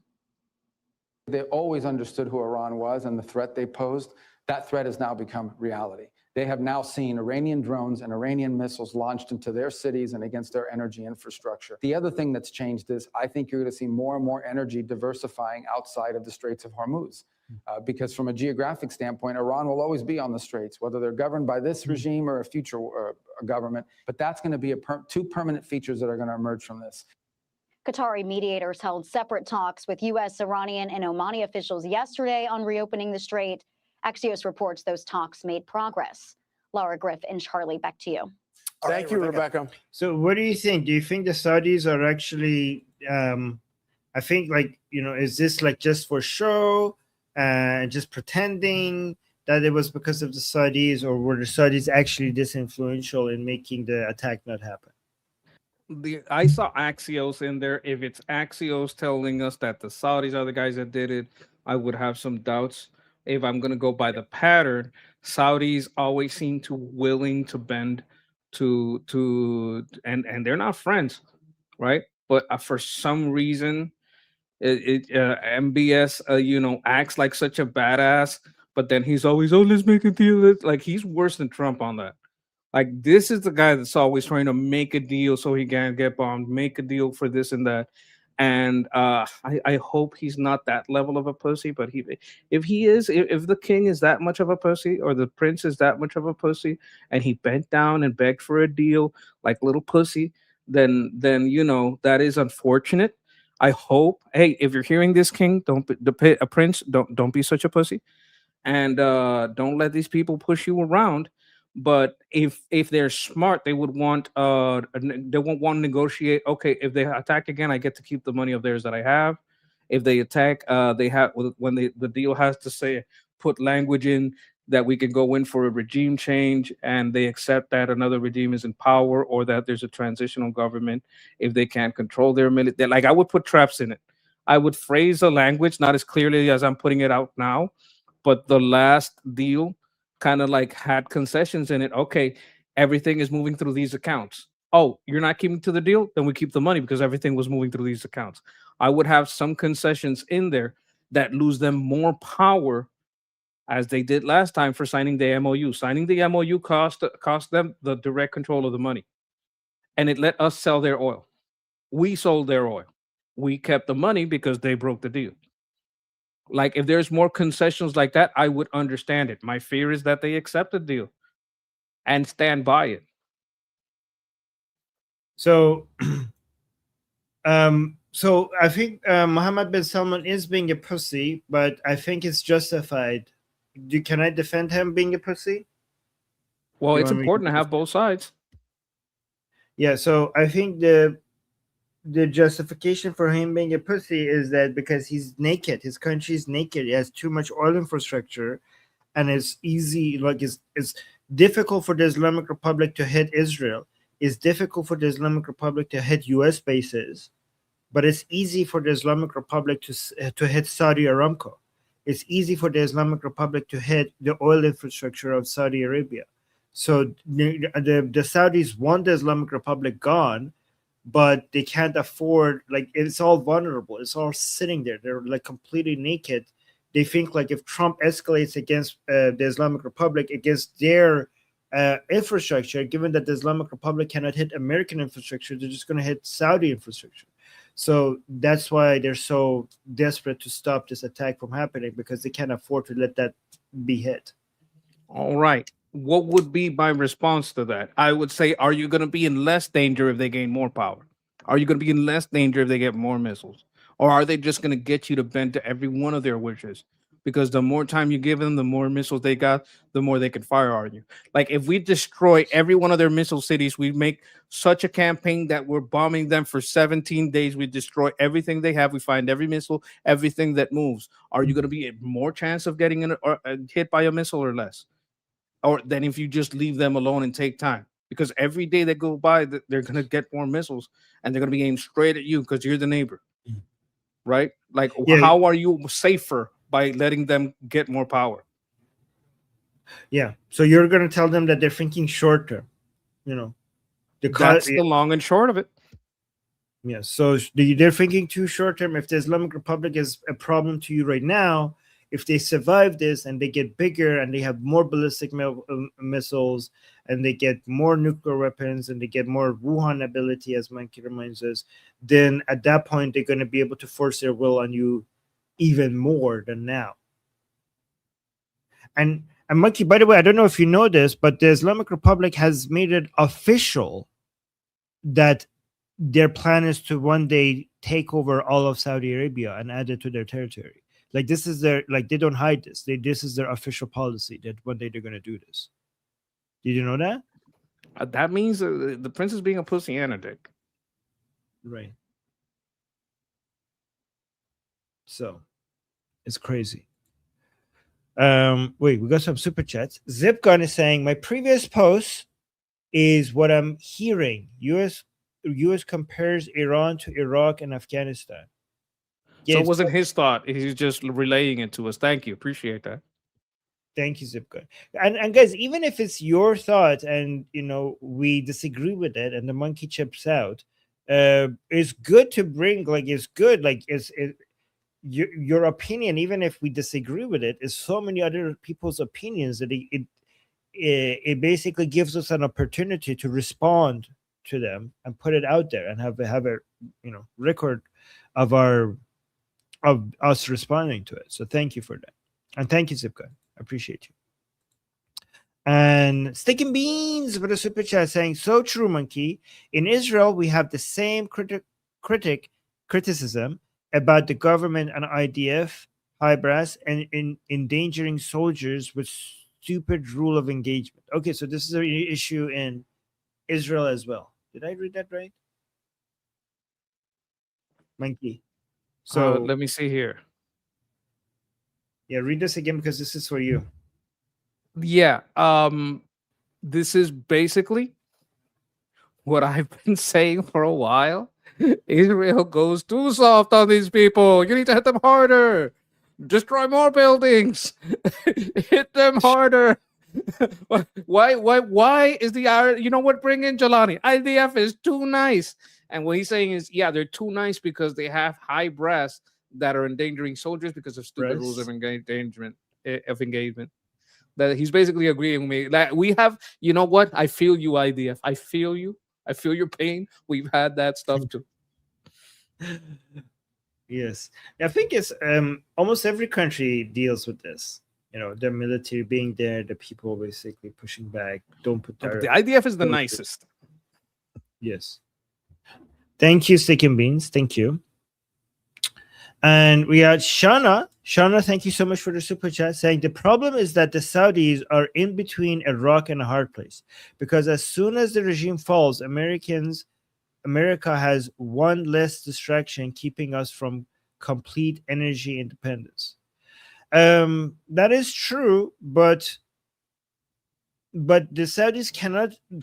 So let me actually defend the Saudis. We don't get our oil there. We don't. That's not has nothing to do with our independence. But no. But even that's true. But the oil in the oil market is all mixed with each other, anyways, right? So if the Americans become more oil dependent, even if they don't get their oil from Saudi Arabia, that means there will be less demand for Saudi oil. So even if United States doesn't buy a single barrel of oil from Saudi Arabia, if United States produces more energy, that means that the global demand for Saudi's energy will be lower. So it's still connected somehow, right?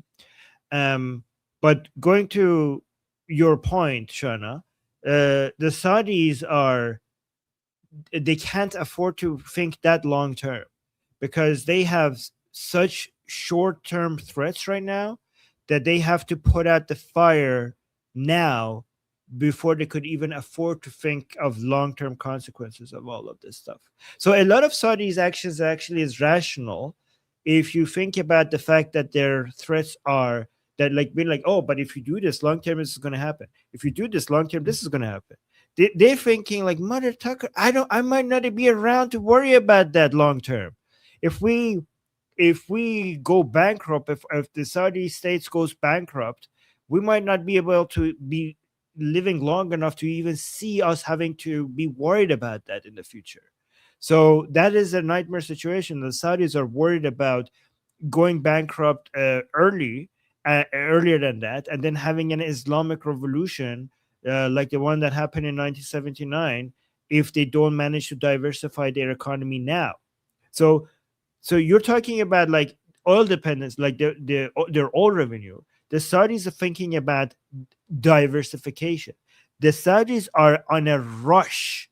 The Saudis think that we don't know when oil demand is going to plummet. We don't know when oil prices are going to plummet. It might be 2 years from now, 5 years from now. Tomorrow, somebody in MIT might come up with a new technology that all of a sudden in 1 month, everything that we have becomes irrelevant.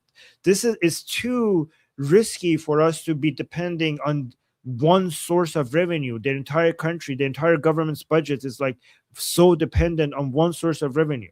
And if we lose that, we're so effed. So we need to diversify, and we need to diversify fast, hence Vision 2030. And the fact that Vision 2030 is failing is the main concern of Saudi Arabia, and all of these all of these missiles flying around over our head and in our land and in our neighborhood is not good for diversification. So Saudis are more concerned about diversification than long-term oil revenue drop, which makes sense. Look, actually. Yeah, no, you're making sense. But there's a couple of sentences that these two sentences, I'm going to look at the second sentence first. Because as soon as the regime falls, America has one less distraction, keeping us from complete energy independence. For us to be completely energy independent, we don't have to separate ourselves from the world market. That's not going to happen. Number one. Number two, we don't get our oil there, so we're already independent, at least of that state. So that's two parts of that statement that just doesn't make sense. Three, that the Saudis want to keep Iran in power, so America will be busy over there. I don't think that's their focus, because as soon as the regime falls, America has one less distraction, and you want them distracting by having a war next door. I don't think that's what they want. I don't think that's at all what they want. So a lot of parts of this doesn't make sense, and I wouldn't like if I read the sentence as it is. Because as soon as the regime falls, America has one less distraction. Also, we want a war next door between America and Iran. I don't think that's what they want, because they're the ones getting hit, keeping us from complete energy independence. That's not how our economy works. We don't separate ourselves from the world oil economy. The problem is that the Saudi has been between a rock and a hard place. They're not less in between a rock and a hard place by leaving the IRGC in power and making a deal. They're more between a rock and a hard place. So, like, the whole thing is, I would say, not how any of this works.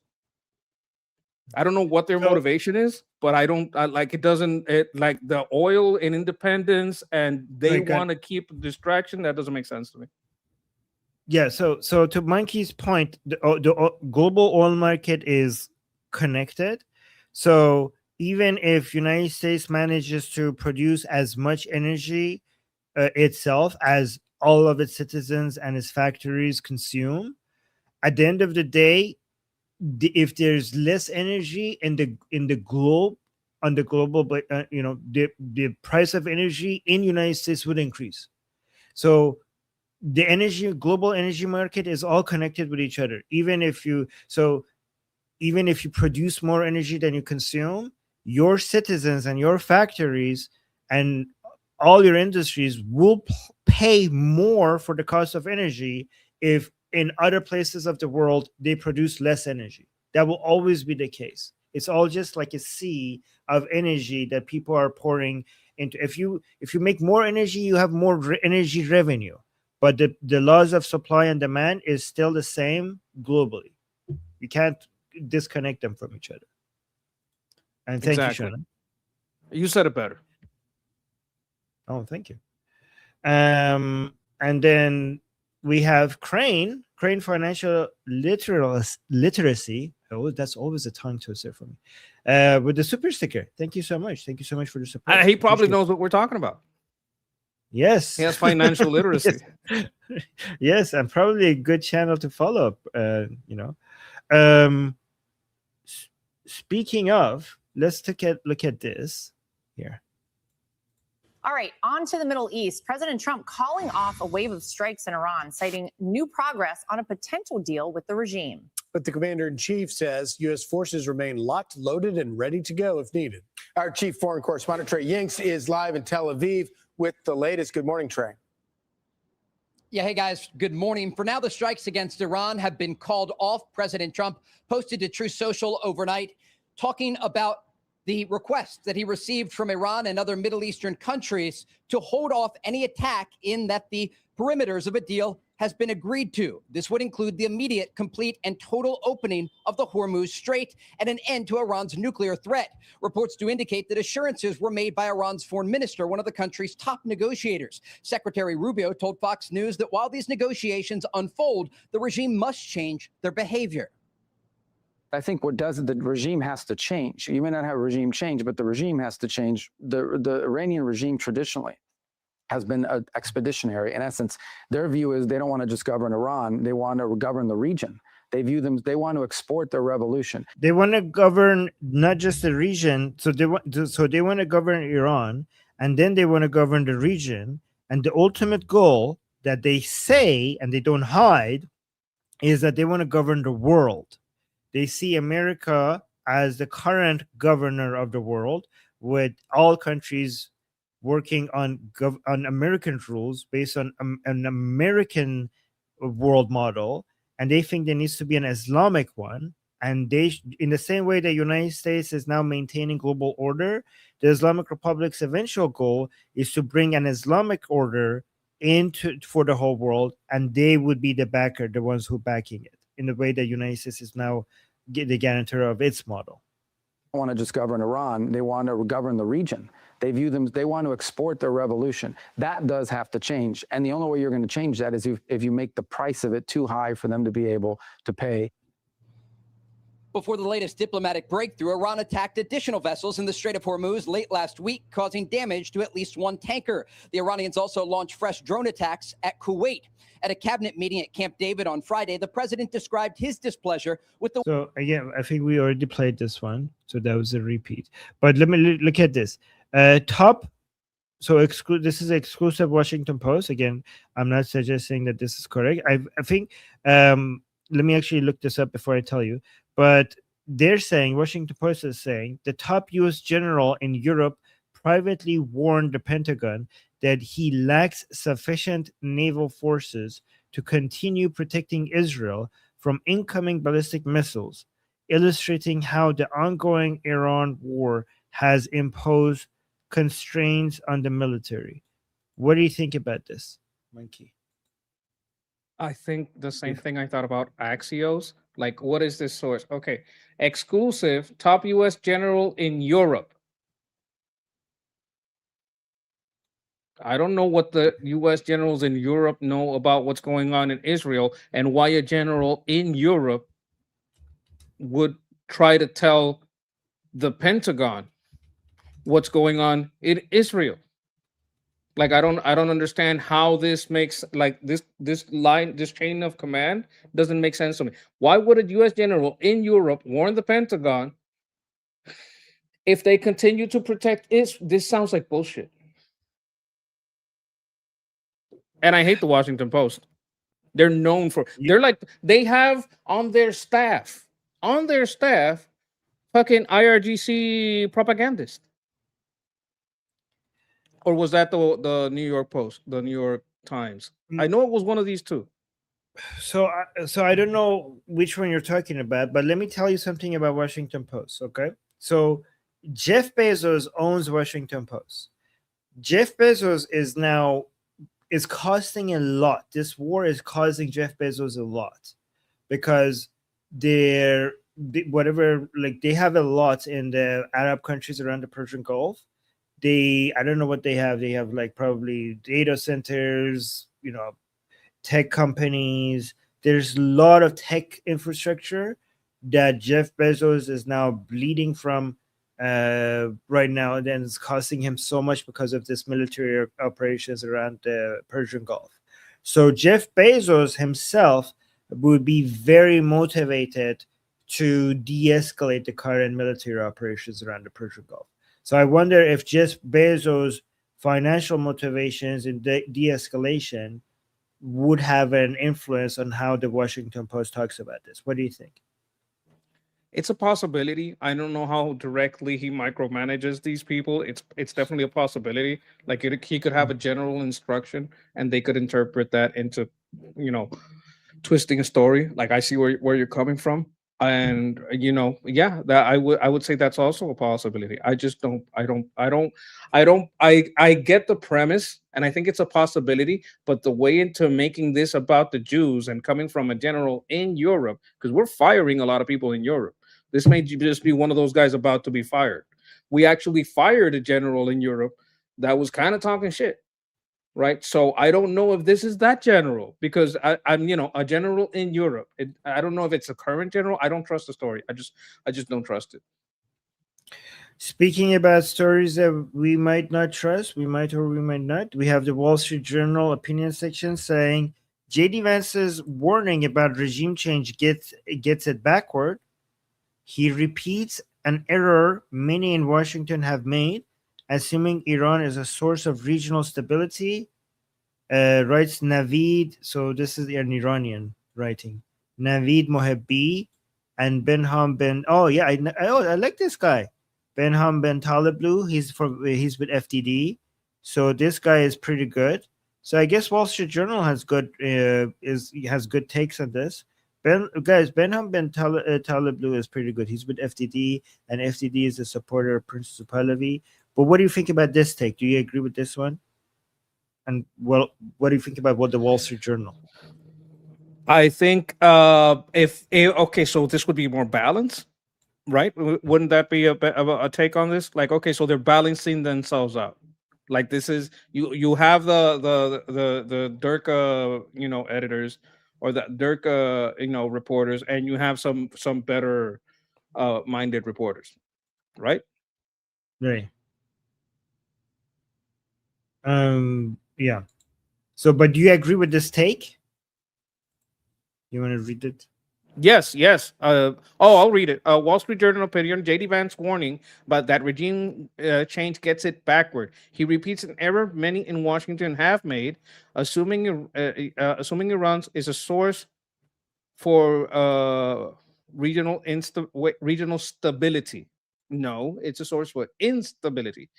Writes So Naveed. basically, they're saying J.D. Vance thinks that you can't rely on the Islamic Republic, and you can't. Like basically, they're saying J.D. Vance doesn't get it. That's what they're saying. Yeah, assuming Iran IRGC is a source of stability is rather retarded. But would you like this is the weird. So yeah, that is obvious. But what the question is, piece of error. But is it fair to say J.D. Vance assumes that? Because that would be, as you say, retarded. Like that's. I mean, as much as I'm against J.D. Vance, I don't know if he's that far gone to actually think that. You think so? You think he does think that? I don't know if he thinks that, but his actions lead toward that. If you're making deals with them, if you're saying, I don't know, but I'm going to go with this, if you go by his words, by the things that he has said out loud and the actions that he has taken, I would go on that side. What I don't like is they put their bias in the regular pieces and they write this as opinion. Oh, people are saying he actually did say that. So, even worse. Yeah. All right, let's see some better takes. And a direct threat to not just their economic interests, but their security interests. Well, President Trump says he is going to confront Vladimir Putin regarding reports that Russia helped Iran target U.S. bases. How much does that relationship concern you? With Russia? Between Russia and Iran? Look, unfortunately, I think you'll find in the world that there are countries, or at least companies within countries, that work with adversaries of ours. And when we identify it, we raise it. And in some cases, very successfully. Nothing we have wanted to do in the Middle East, none of the actions we've taken, none of our successes have in any way been impeded by anything that any other country in the world did against us. There are things that might be irritants, there are things that might be concerning, but there is nothing any other country is doing that in any way is standing in the way of us achieving the things we want to achieve or the objectives we want. Just to finish with and a direct. What do you think about that? Because I want a strong. What do you think about that in general? I mean, they're saying that Russia. They're basically. It seems like they're making it seem like it's not that big of a deal because they're not going to be able to stop us. Do you I think that's think the right? it's diplomacy, plain and simple. But like, if Right. you're not gonna have a sanction on it, if you're not, you understand what I'm saying? Yeah. I do think there should be a stronger reaction to Russia and CCP than what we're seeing so far. Do you think that's too much to ask for? Or like, is that too naive? I want actions. Yeah, that's why these words are like, just like, yeah, he's gonna say it's no big deal because he's not gonna do anything about it. Wouldn't care what he said if he actually did anything about it. He's like, yeah, that is worrying, but slap some sanctions on it, right? That's what I want, action. To me, what they're saying seems like trying to justify not taking any actions. Like, hey, it doesn't even hurt. We don't care. That's what I think. That's the type of language that they're using. The justification for not doing anything about it. Yeah, okay, but they do care though. Everyone knows they do care. I know, but yes, you're right. But maybe I'm reading too much into this. They do care, but they're not going to do anything about it. So they're trying to justify not doing anything about it. But maybe I'm reading. Oh yeah, no. Okay, so we're basically saying the same thing. Like, I absolutely agree with that. That's my take on it. Yeah. Mortaza with the super chat saying, turning the other cheek is the most evil self-sacrificial teaching. One religion ruined Persia, another religion ruined Greco-Roman West. Okay. I don't know what you're talking about here, because turn the other cheek is about something that's not a self-sacrifice. It's about, look, someone did something that didn't really hurt, and don't get really offended and start a fight and then have to go to jail for it, right? Like, if someone calls you the N-word, are you gonna shoot them and now go to jail for it because, oh my God, it's such an offense? Like, if someone does something that's not literally putting you in danger and going to hurt you, it's just offensive to you. Like, well, don't put yourself like, if someone cusses at me, I'll cuss back. I'm not gonna do anything crazy, right?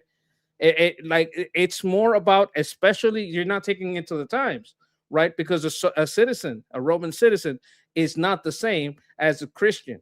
A Christian is not a citizen. I'll give you one more that people misunderstand. Go the extra mile. Why do people say that? Because in Roman law, if you were a citizen, a Christian was obligated to carry your things for you a mile. And they say, go an extra mile with them. They're by law, you have to go 1 mile, go 2 miles with them. Like, get to know them, be friendly to them. Don't just drop it after a mile, help them all the way. Like people misinterpret what happens in the Bible. Like, Jesus also said, sell your cloak and buy a sword. Like, hey, you can defend yourself. These days, it would be like, sell your jacket and get a Glock. Like you can just misinterpret little snippets of the Bible and pretend it fits your worldview. So Jagatai with a super chat saying, what are Islamic Republic supporters saying about the deal and Arakshi? I actually have some videos that I wanted to play from the Islamic Republic State TV to show you what the current attitudes, the internal politics of the Islamic Republic is. But I think that would be more fitting on the Ali segment later today. So I'll just do that over there. So make sure you guys are subscribed, and so everybody, if you guys want to see things from an Iranian perspective and from the Islamic Republic's perspective, which is separate, that's the best segment for us to cover that. But yeah, so right now, this announcement of the deal not happening is the focus is not on Arakshi, because this is such a the pro-regime people are taking this as such a win that President Trump backed down. They're celebrating this as proof that they have been winning against the Americans, and that the Islamic Republic, that the Americans are not as tough and strong as people think. That all the narratives that they had so far about them winning the war was actually true. So, and it's kind of making a lot of regime supporters feel a lot better about the current situation.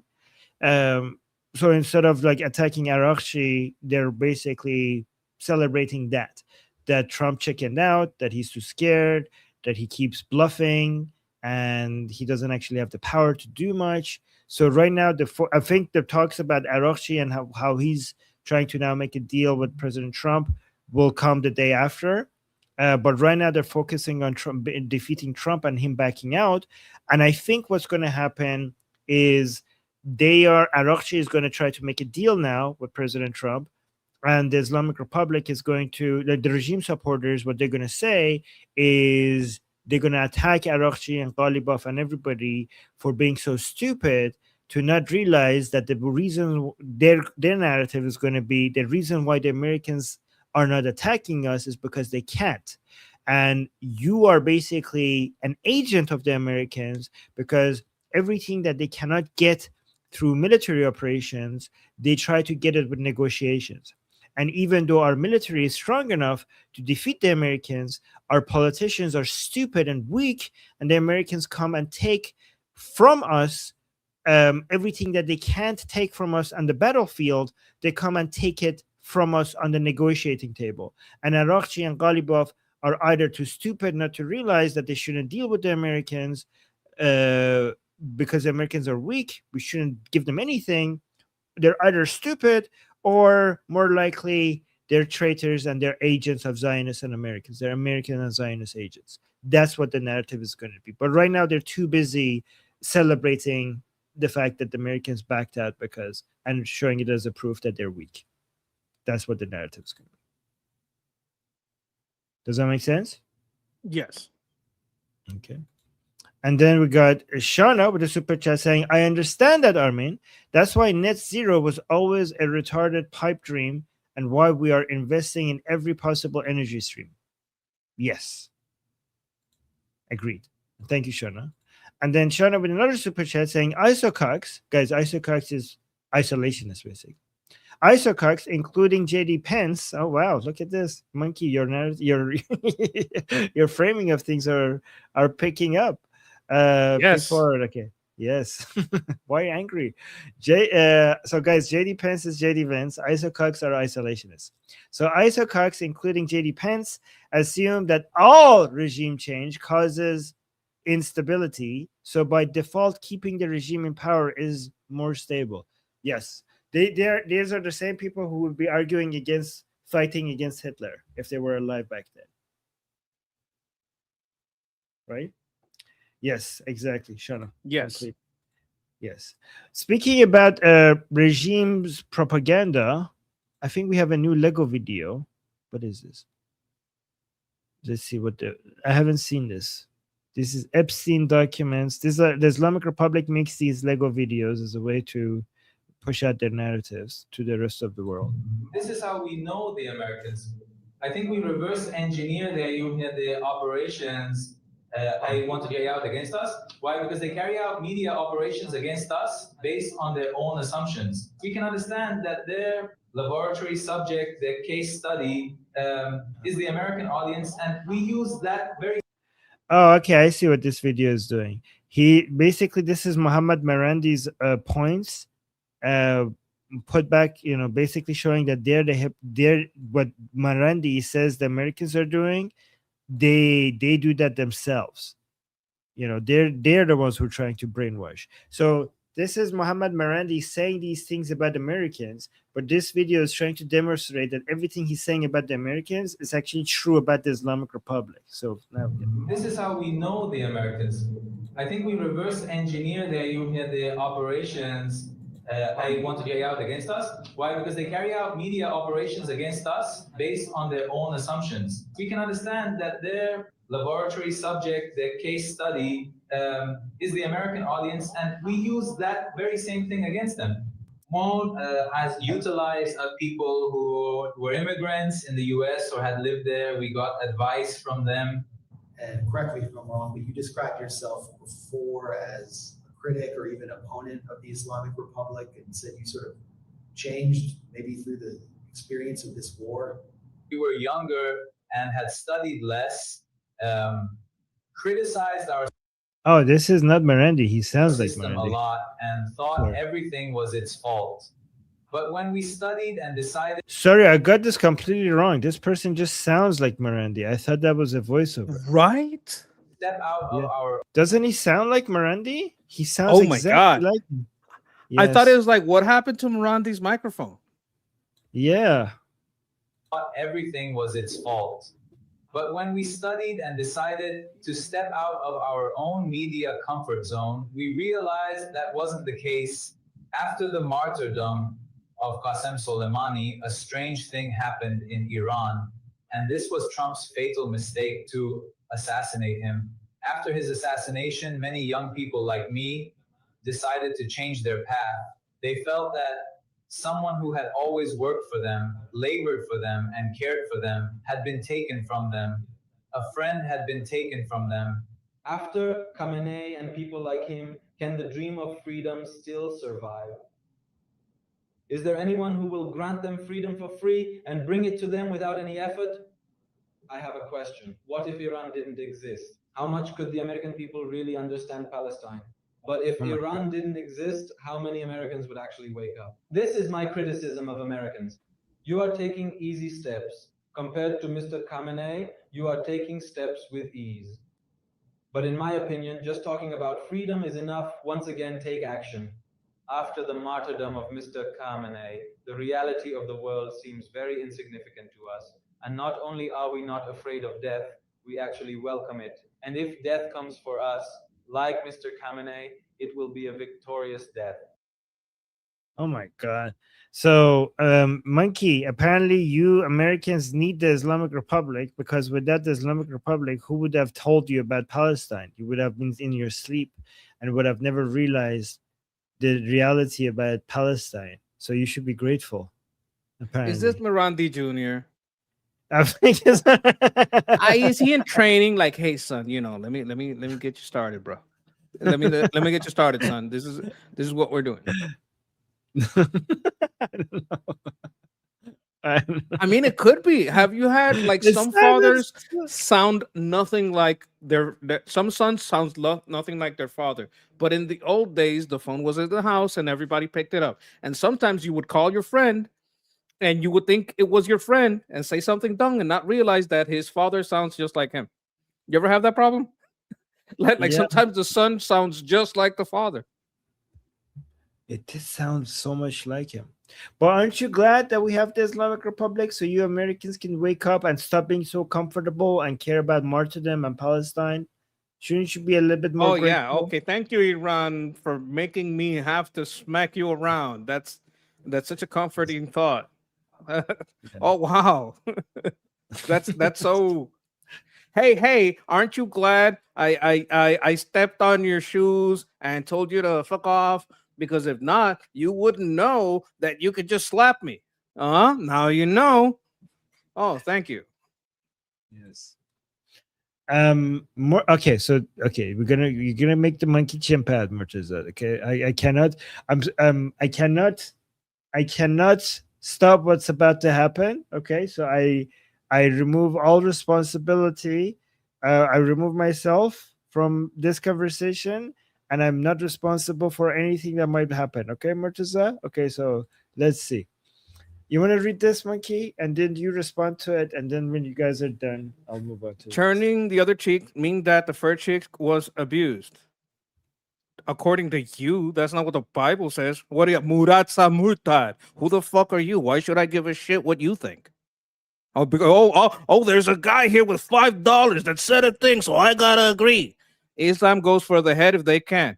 Islam goes for the ass. Don't you remember the al-Sud? Islam is the temple of Hubal. They have a pagan temple that's called the Kaaba that was the god of Muhammad's family, where they all worship a bunch of pagans, and these pagans copy-pasted a bunch of stuff from the Christians and the Jews because their religion sucked. And then the caravan robber pedo slaver, right, by the sword and conquest, started colonialism all over the Middle East, right? This isn't a religion. And they get smacked around, and it's so terrible that no one kills more Muslims than Muslims. Like, are Christians killing Christians everywhere? No. That's not happening everywhere. In fact, it's so retarded that still in Afghanistan, in Iran, in a whole bunch of places, they believe in their pedo-slaver cult. The only reason there's still slavery everywhere around Africa is because of Islam. So you're just a bunch of pedo-slavers. How are you going to tell me that this is strong? This is not strength. This is backwardness. This is what do you call it? This is regression. They weren't even allowed to turn the cheek. What do you mean allowed to turn the cheek? Everything a Christian does is voluntary. Even the tithings, we don't have to give money if we don't want to. Everything is voluntary. No one makes us do anything. You have to do the thing. And if you don't do the thing, you're damned and you get your head cut off. A Christian can stop being a Christian whenever they want. Can a Muslim do that? You don't have any freedom. You're Muhammad's bitch, the bitch of this pagan cult of Huba'al in the Kaaba, the pagan Kaaba that you all bow to. All right, shorter. I'm just letting them know.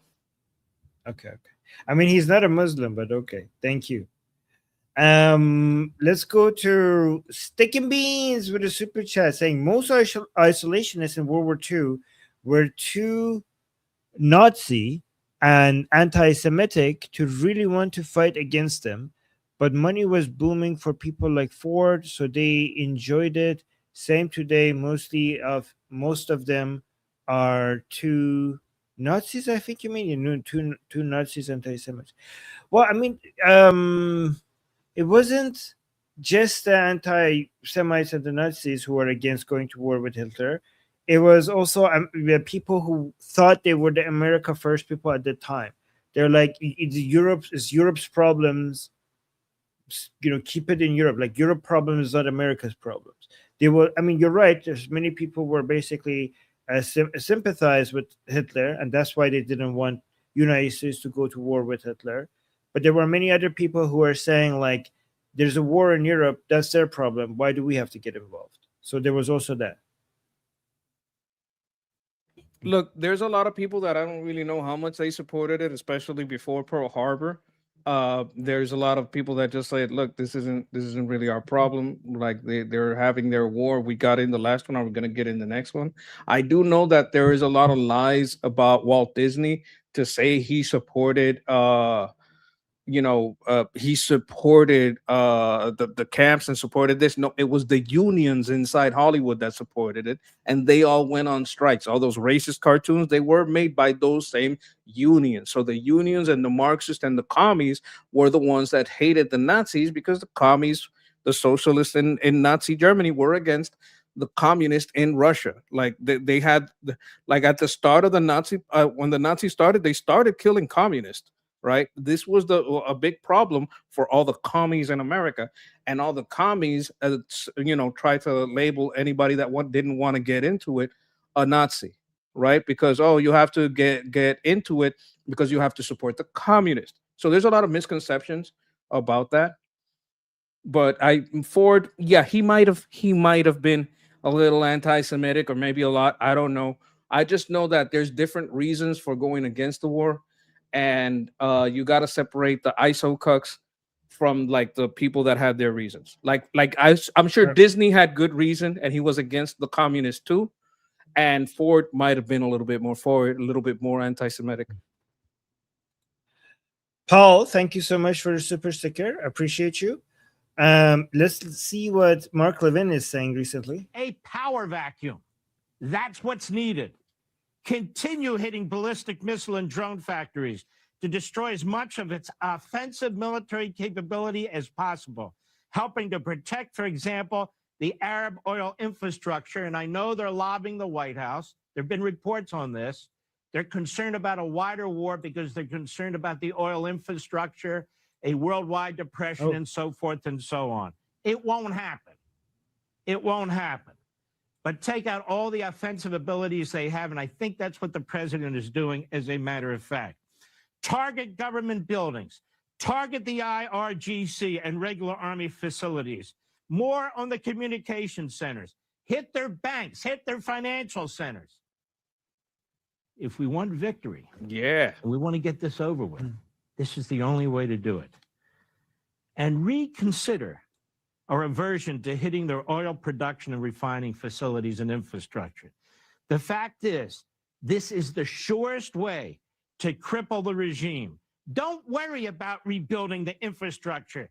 There are multiple ways to do that after the war, with a mini Marshall program or investment from private sector and so forth and so on. There are ways to deal with it. Do not worry about that right now. The focus and the concern should be victory.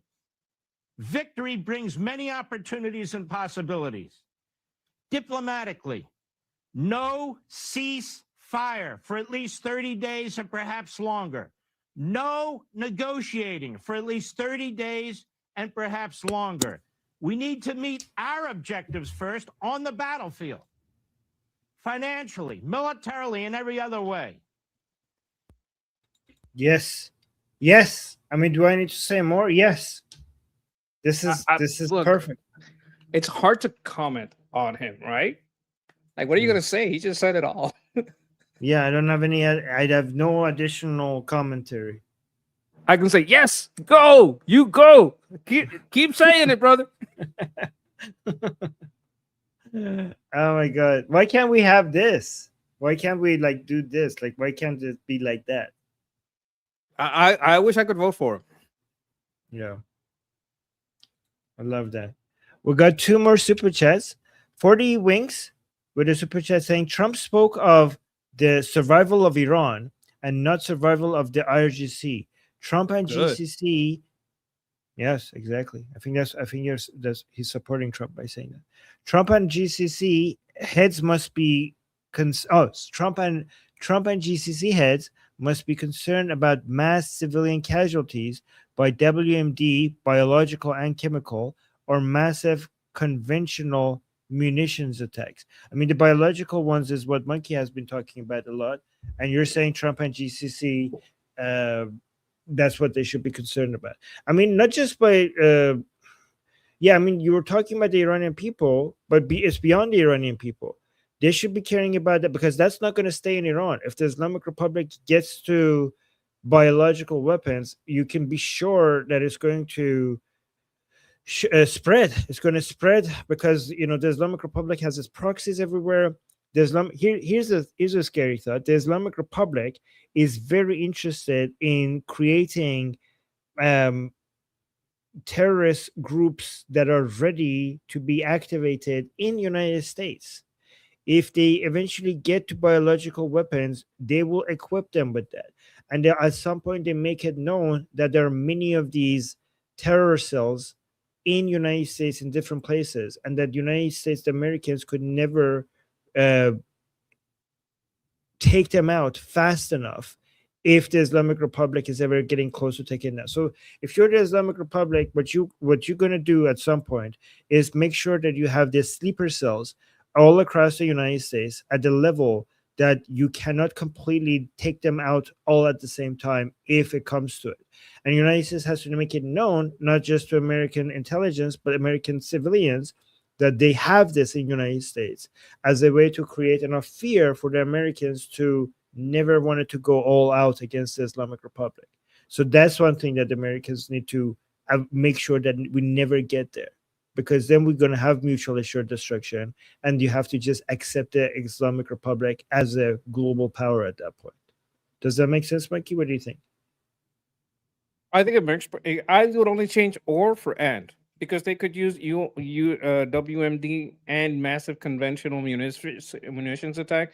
So he could be worried about both things. He could be worried about using a massive conventional weapons attack, which is what would, like, when we talk about a massive attack, we're not talking about a standoff. We're talking about drop down. These are bombs that we change the tip and the tail on.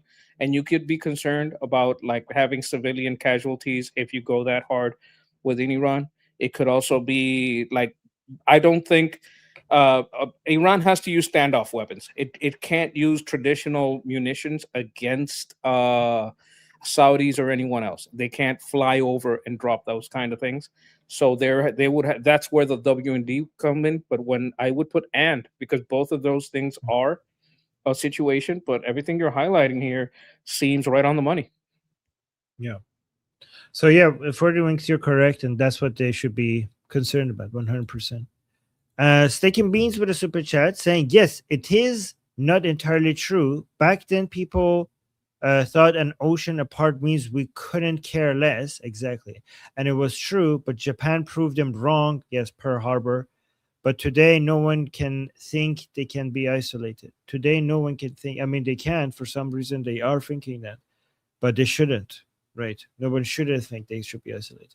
Hopefully, it doesn't take. Second means hopefully it doesn't take another Pearl Harbor for the Americans to realize how that they're not as isolated as they think. Right? Absolutely. And the technology was very different. The press was very different. There was no internet. So you didn't even know how connected the world was and how far they could go until that hit. When they get that hit, it's like, oh, wow, this is really involving us.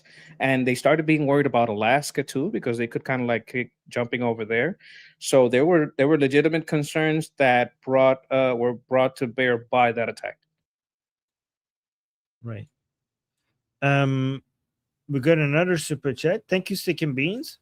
Justin saying, when you understand Trump operates on this new age manifested into reality thought like Napoleon Hill, then you understand why Trump's so devoted to negotiations.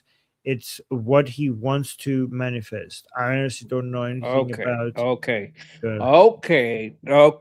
This is a little too far. Okay, manifesting. If you look it up, it's like a leftist thing that they think they could just manifest things into existence, and saying that Trump is trying to manifest the deal. Oh wow, you really went there. This is funny. I don't think he's trying to manifest a deal into existence like the leftists, but I get what you're going with it. I'm pissed about a deal too.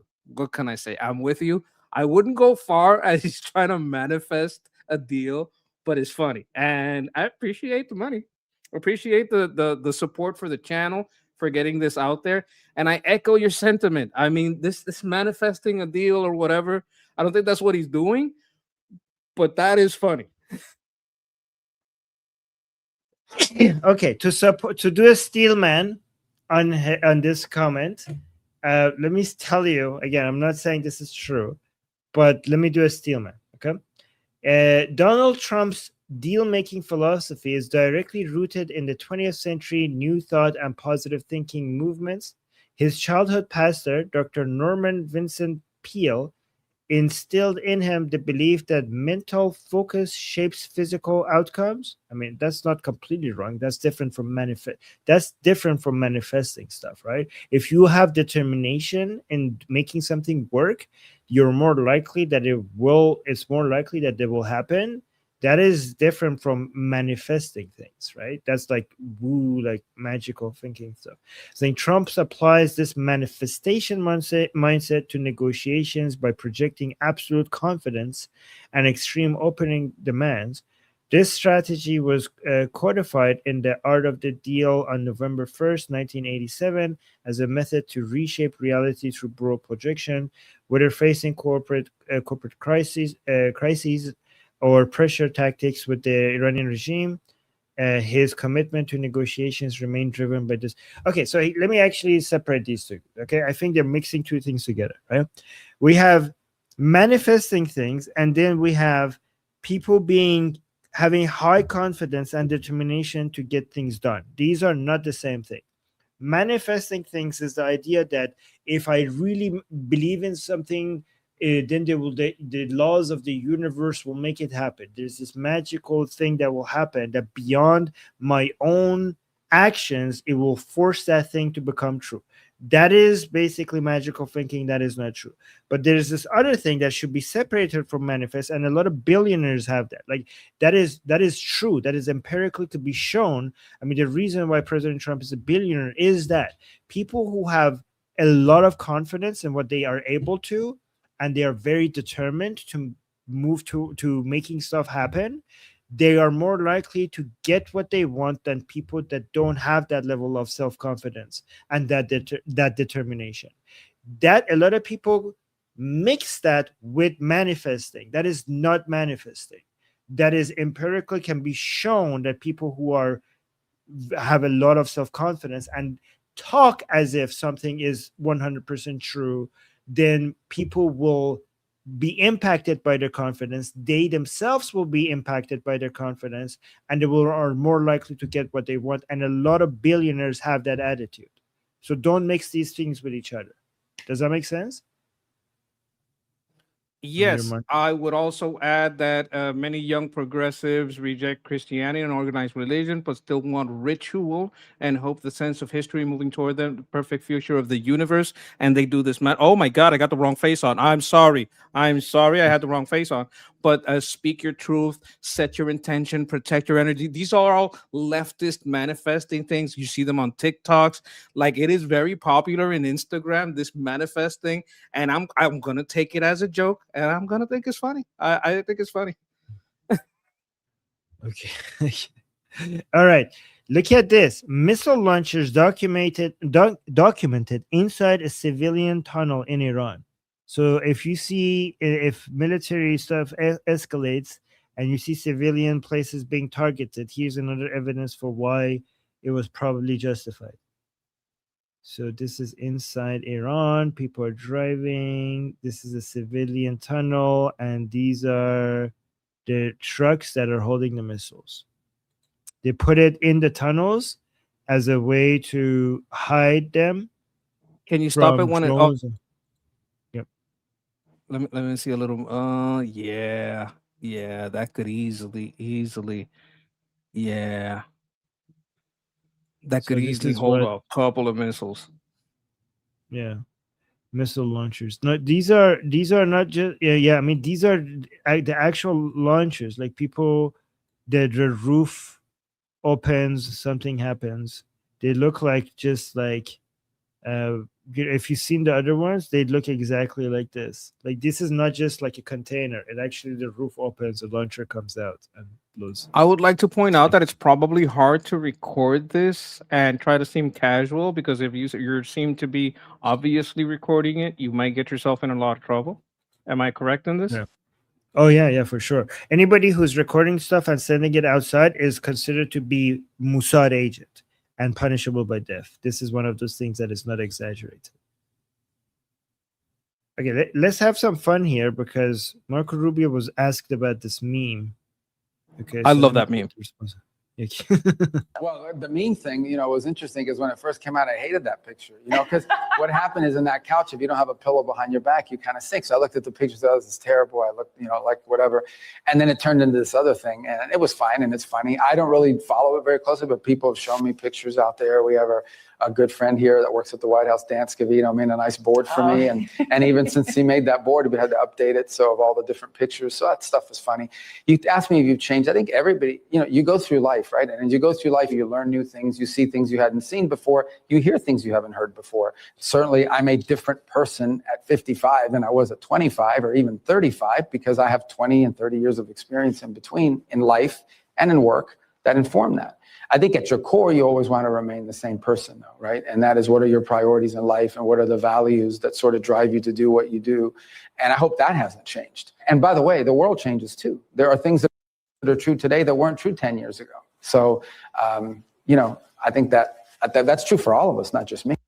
I always like it when they appreciate a good meme. So just wanted to highlight that. I have never wanted an autographed picture so bad. Oh my God, did you see that collage of all of them together? Yes. And he signed it in the middle. Like, I've never wanted so much something autographed, and I want that picture. With, you see, he signed it. Like, I want that picture. I want him to sign it. Oh my God, that would be, I don't know who signed it, but I want my version for him to sign it in the center with all of them around. That would be, I would frame it. I would frame it and put it on the wall. That's very good. Okay, I needed to show that before I go and show Americans, I wanted to show something to you guys, and I know this, I hope this is distressing, because if you're not distressed by this, you're not paying attention. I don't know, maybe I shouldn't use that word. But this is because it's not just Europe. United States is also being invaded by these people. Look at this. This is inside United States. People chanting. Well, let's actually just play it.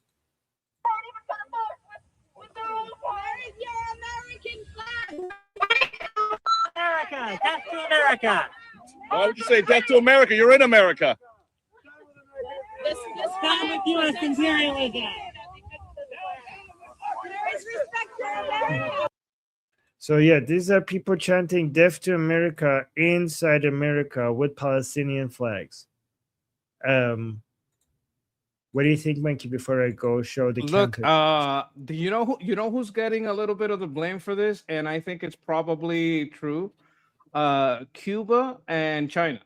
They said that they are propping up all these kind of like protest, paid protest movement where they at least have organizers. What do you think they all got the flags? What do you think they all got the same like what do you call that thing around the neck, the kafia or whatever it's called? Where do you think they all got that? These people are funded from the outside, and I think I think there's this is why I like this link on Nufti that shows how these influence operations affect us, because this is going on in so many cities in the US. It's being funded by the outside and it's affecting our elections. Like if you're in America, this is a good topic to bring up, because these people are funded by their connections to the IRGC, to Cuba, to China. This is a network, and it's not just the ideology and funding. It's that the way that they all organize. Like I think I sent you a clip. I don't know if we have time to play it, but they go into specifically this kind of operation. Ooh, no, I mean I don't have time for it today, but guys, you're gonna cover it in your show because I'm gonna. Yeah, I'll do it. Okay. So guys, I'm gonna advertise Monkey's channel at the end. But one reason why I wanted to show you guys this is because one thing, Monkey, you know how we need to tell the Americans how the Iranian people are an asset, that they could help Americans. It's not Americans helping Iranians, is that we help each other. Americans could help Iranians, and Iranians could also help Americans. Okay, and the reason why I wanted to show that the Iranian people are an asset, Monkey, your microphone is on. The reason why I wanted to show that it's okay, that the way I want to show you the Iranian people are an asset is because the Iranian people stand against this. So Americans, you're being invaded by this. This is your enemy. This is the anti-America movement. This is the pro-tyranny, anti-liberty movement. And these are people in the United States. And then we have this. Okay, so these are Iranians in the United States who showed up against the pro-Palestine, pro-Islamic Republic protest with the lion and sun flag. So I just wanted to demonstrate that's your enemy, and the Iranians are your allies. The Iranians are an asset in this fight against your enemies. And guys, fighting against your enemies, Americans, it's not just with missiles. It's not just with drones and bullets. It's not just economical. It's also the battle of narratives. It's an information war. It's a psychological war. And for that, you need people. You need allies. You need people who have the shared values with you to go do stuff like this, right? So these are the Iranian people as a counter protest against the people with the Palestinian flag and the Islamic Republic flag. The people with So watch this.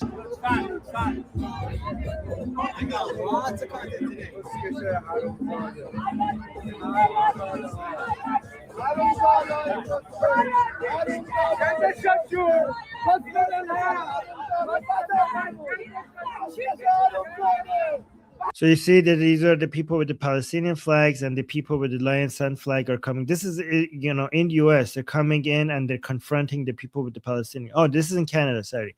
These are Iranian people. They're coming in and confronting the people with the Palestinian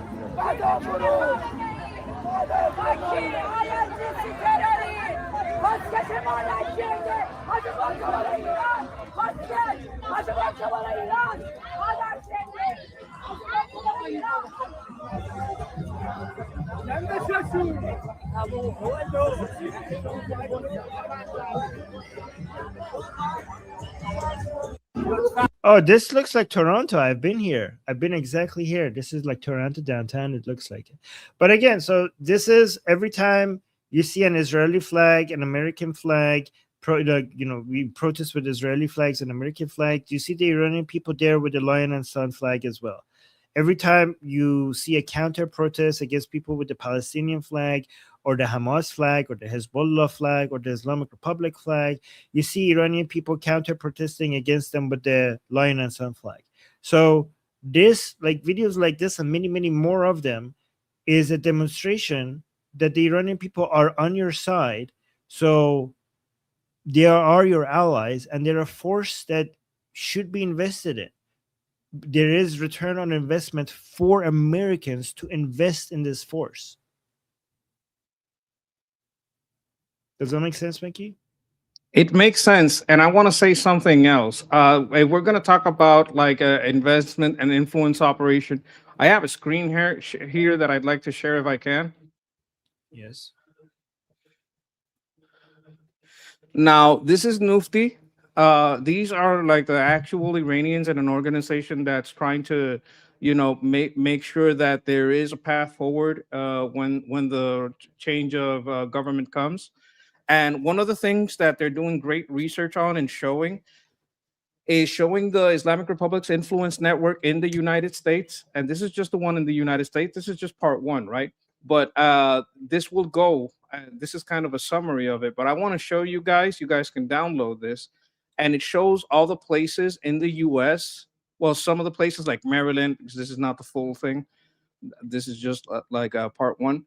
Virginia, and you can see who the organizations are in Dearborn, Michigan, who the political activists are, how the mosque is connecting the money.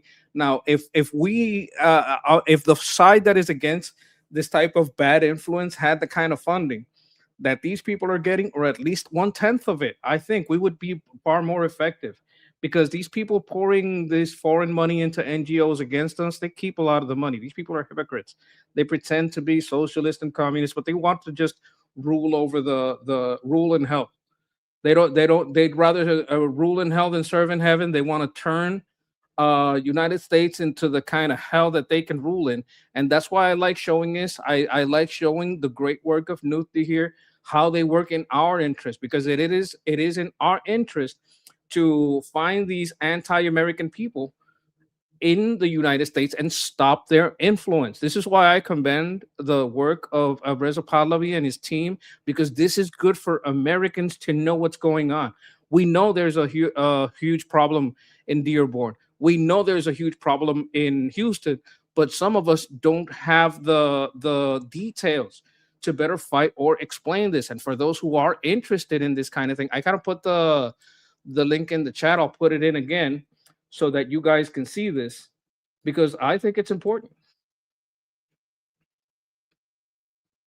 You could take it off if you want, but what do you think? Do you agree? No. Yes, 100%. Thank you, Monkey. That's a very important resource to share. Thank you. I appreciate that you're doing that all the time. And thank you for, I do appreciate the Monkey's appreciation for Princess Pahlavi and his team. Thank you for that.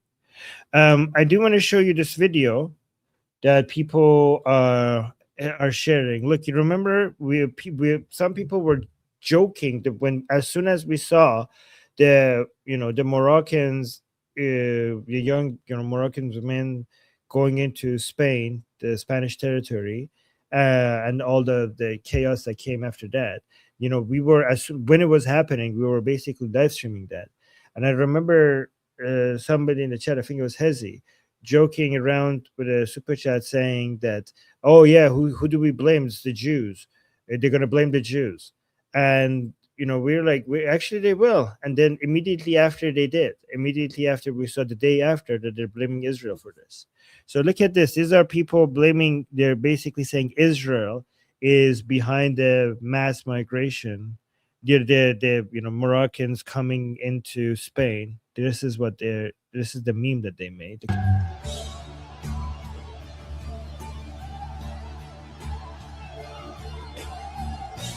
Oh, this song is copyrighted. I'm going to mute that. So what do you think about this, Monkey? Like, look at this. They're saying it. Okay, I want one like that, but IDF pouring out. Oh yeah, that's what I want. And if it was IDF, I'd be totally cool with it. No, but we went over this. They take advantage of our lack of knowledge of maps to try to pretend that Israel's plan is to rid their surrounding of Muslims and get them into Europe, like they really want, NATO's nuclear arsenal to fall in the hands of Islam. That's the big plan. Let Islam take over Spain. That's so good for Israel. They really want that. Israel can't wait for Islam to be in charge of Europe's nuclear arsenal. It's stupid on its face. It's stupid by logic, and you have to kind of be a retard to believe this, because it's illogical on many levels. It's absolute brain rot, and it's more propaganda than anything else. Anybody that thinks about it even a little bit will understand. Okay, it doesn't make sense. But look at this. It got 121,000 likes, not views. 121,000 likes. And yeah, I'm sure a lot of people in India and Pakistan and Africa gave it a like. I'm sure. Somebody made a different version of it, saying this, Sarah saying, I fixed it for you. And look at this.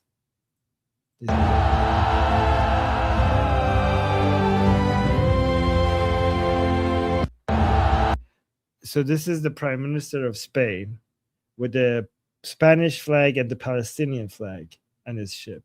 So that's the fixed version, apparently. Is this better, Monkey? This is more accurate. This is more accurate. And there's also a big misconception here, because people mistakenly think that this happened on the Europe side of the strait. This happened in some territories that Spain owns in the Moroccan side of the strait. So this is basically, it's Morocco taking over some land that's very much like within Morocco's adjacent territory. Right. It's very easy for them. Yeah. You know who has most to gain here? Still Spanish though. Still Spanish though. That's Spanish territory though. Like sure. It is part of their border integrity. But the most who have to gain here is Morocco. Yeah. True. All right. So guys, wait, hold on. Let me actually show you. I forgot to prepare. Monkey, will you be in our group call today? Yes. Yes, today's Sunday, okay, no calls, no business, straight to discussions. All right, guys. So we're gonna, Monkey and I will be in our discussion group today. We're gonna attend our group call. We have group calls every day, every single day, and I'm there almost every single day. Monkey is also there almost every single day. So you could join our group call and come talk to us by clicking in the link in the chat. The link is also in the description. The link is also in the QR code at the top left. If you are not going to come join our group call, which starts in about 1 hour, you could also just watch it on Liberty Politics. I will be live streaming it on Liberty Politics YouTube channel. So make sure you subscribe and you hit the bell notification so you don't miss it. And other than that, Monkey, where's Monkey's channel? Monkey has his show coming up later today. So make sure you subscribe to Monkey's channel as well. Here's Monkey's channel. He's getting so close to 1,000. I'll put the link in. Maybe I can get to 820. 820, yes. Putting the link to Monkey's channel in the chat as well. So you guys subscribe to him. But other than that, guys, thank you to everybody who's liking us, supporting us, subscribing, hitting the bell notification, leaving comments. Especially thank you to people who share our channel, recommend to other people to subscribe to us. You guys doing that means a lot. That's how channels grow. That's the number one way that channels grow. So thank you, everybody, for doing that. And so Monkey and I are going to go to get ready for our group call in 1 hour. Hope to see you guys there. And Monkey, do you have anything to say before we go? No? Everybody, see you at 9. I'm going to be there at 9. That's the time of the show, 9 p.m. Also, if you guys are early risers, sometimes Guy is on. Love that guy. And before me, it's going to be Ali right after the discussion show. So I want to send my love and appreciation to those guys. Love them too. All right. Yes, guys, support all of the sister channels of Liberty Politics. So we'll see you guys soon. and in 1 hour. And until then, I'm Israel Chai, Slava Ukrainian, Cuba Libre, long live America, Javid Shah, Payende Iran. Mwah. See you guys.